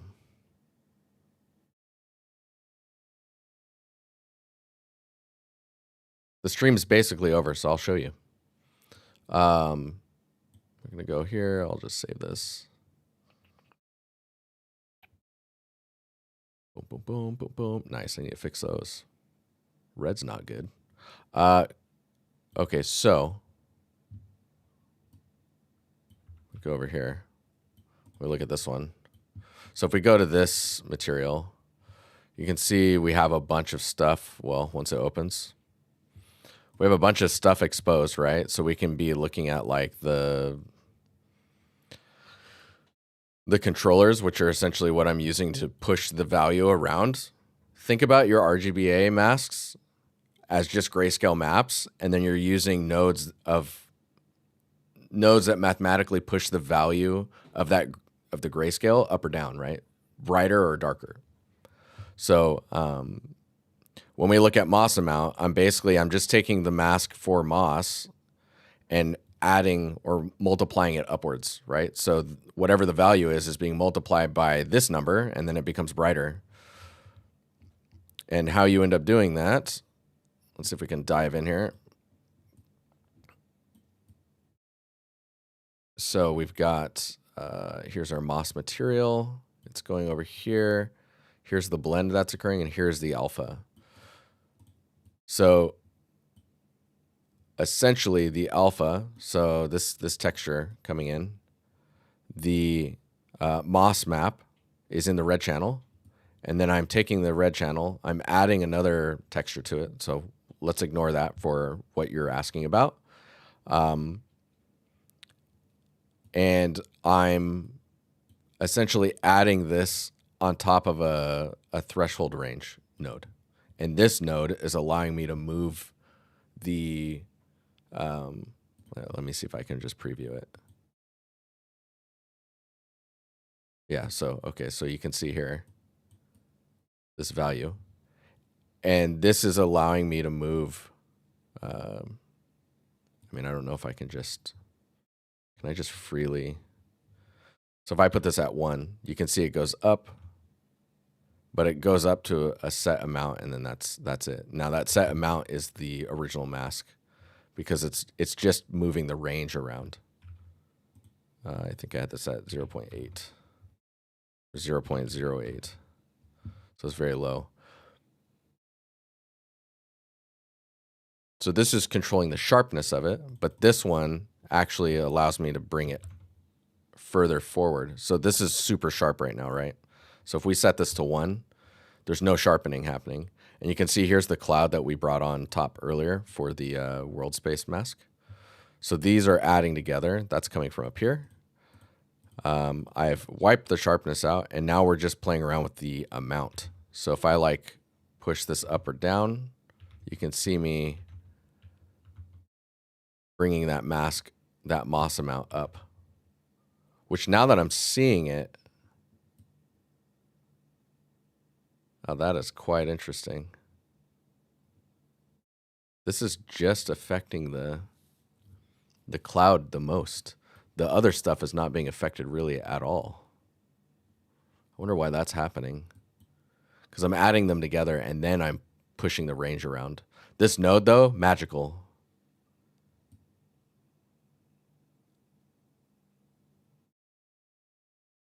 Yeah, the scale this is being used at is it's crazy. Is there a way to dynamically? So the other thing you can do that I think I touched on in another stream was using oh my god, I already forgot the name of it. Data, custom primitive data. This is really interesting. Custom primitive data is data that is exposed on a per asset basis that you can attach to externally. So you can, instead of like, let's say you have this one and I've set the moss amount to like full moss, and then I want to duplicate it to the side and I want it to be less, you can use custom primitive data to override that and lower it, even though it's the same prop. Very, very powerful custom primitive data. If you're looking around online for that, it's called, it's usually abbreviated as CPD. But yeah. But all I'm doing is taking the masks that are being packed together and then splitting them off and then doing math on top of them to push the values up and down in certain ways. That's how you can control them.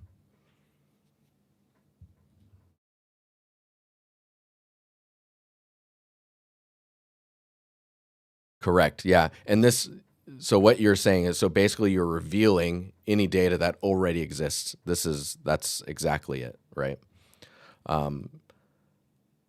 That's why it's so important to have range in your mask, to go from full black to full white. So that way you have room to move the range around. I hope that makes sense.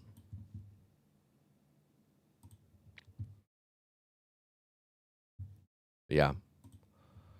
So that's how we're kind of getting the, and then we put the thing you probably missed earlier is we put a world space mask that interacts with that same mask. And so you can get moss being in different areas and whatnot based on where the prop is located. I wonder if it's on all of this. It doesn't look like it. What shader is this using?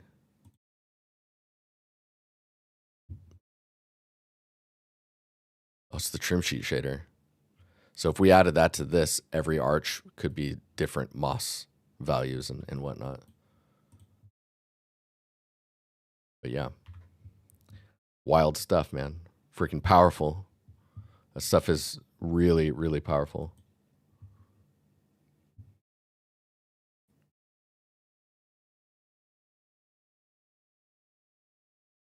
Does the threshold mask node expect normalized 0 to 1 mask inputs? You mean this one? It might. You mean that I need to maybe put a saturate before? Man, you might be right.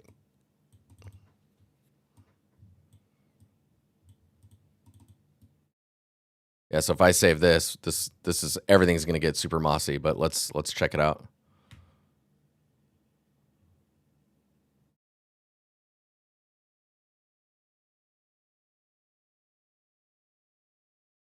Yeah, it looks like you are correct. Let me see what we can do here.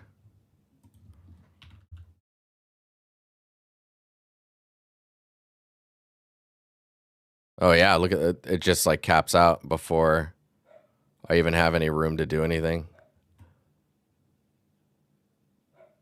So I need to figure out how to control that better. Because it's either on or off now.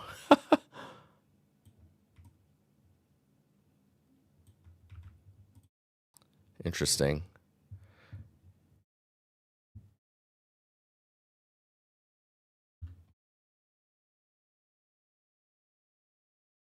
And the world space brightness doesn't do anything anymore.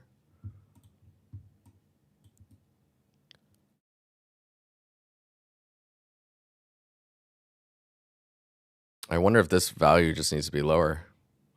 Okay, I have to dig into this really fast before we end the stream.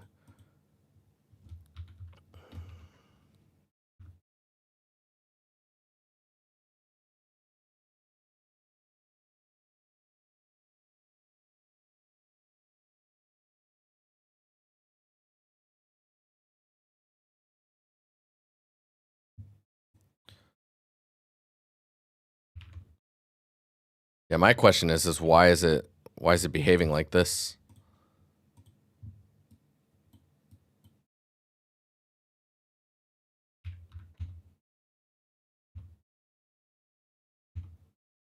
This looks like it's working, but it never gets any darker. So like if I do this like 0.2, I would expect this to be darker.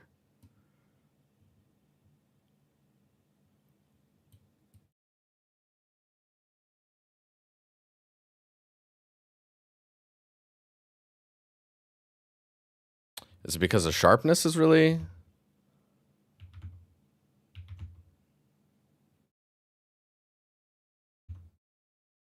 Interesting.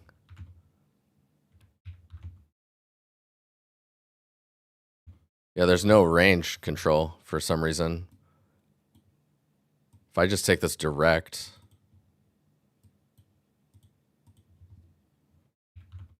No, it's still doing it. Huh. Bork. You borked it. Let's, I wonder why that is doing that.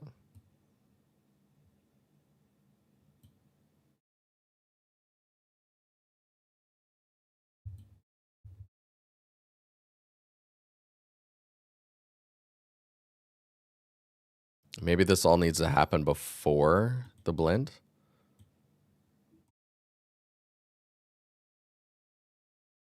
We put this here. And then this goes here. Let me think. This goes here. This goes here. This goes here. Maybe. Maybe.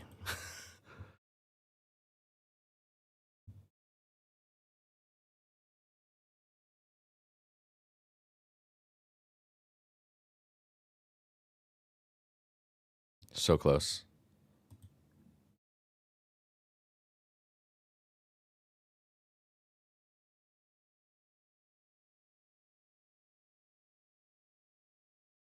It's like now the world space brightness needs to be... No, see, this still doesn't do anything, which is kind of weird to me. And now everything is like way mossier. I'm going to need to figure out what the heck that is, what all this means.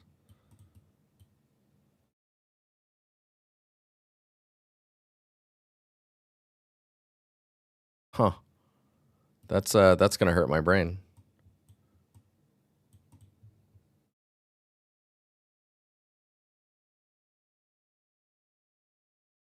I don't know what's causing the...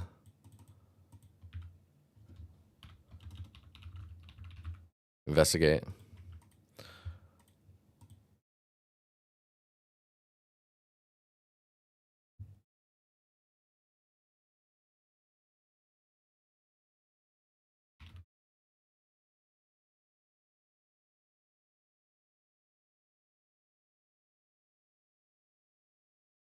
Does this one still work with the... Yeah. Sandwich, what's up? Height map needs contrast. Adding it gives white everywhere. That's what I thought this was for.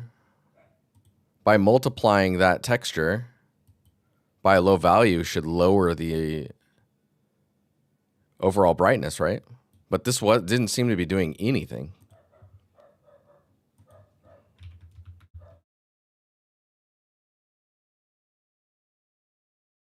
Like for some reason when it goes up, it's now darkening. Is that because of this 1 minus here? Does this need to happen before? And then the saturated is definitely something we need to be.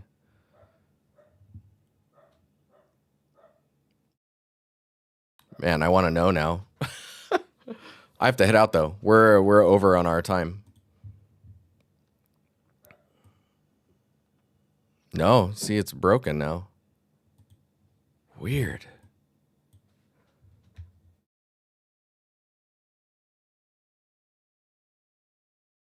No idea. No idea.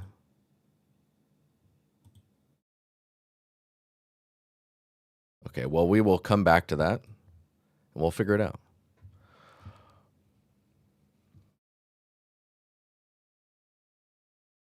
All right. Get the tunes going. Well, dude, you guys are dope. Thank you for the for hanging out and feedback, ideas, critique. It's been good. It's been good.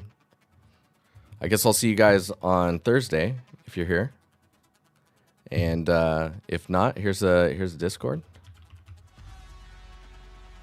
Did I spell that right? No, I did not. Discord. There you go. All right, guys. I'm going to get out of here. Have a good rest of your Sunday, and I'll see you later. Later, guys.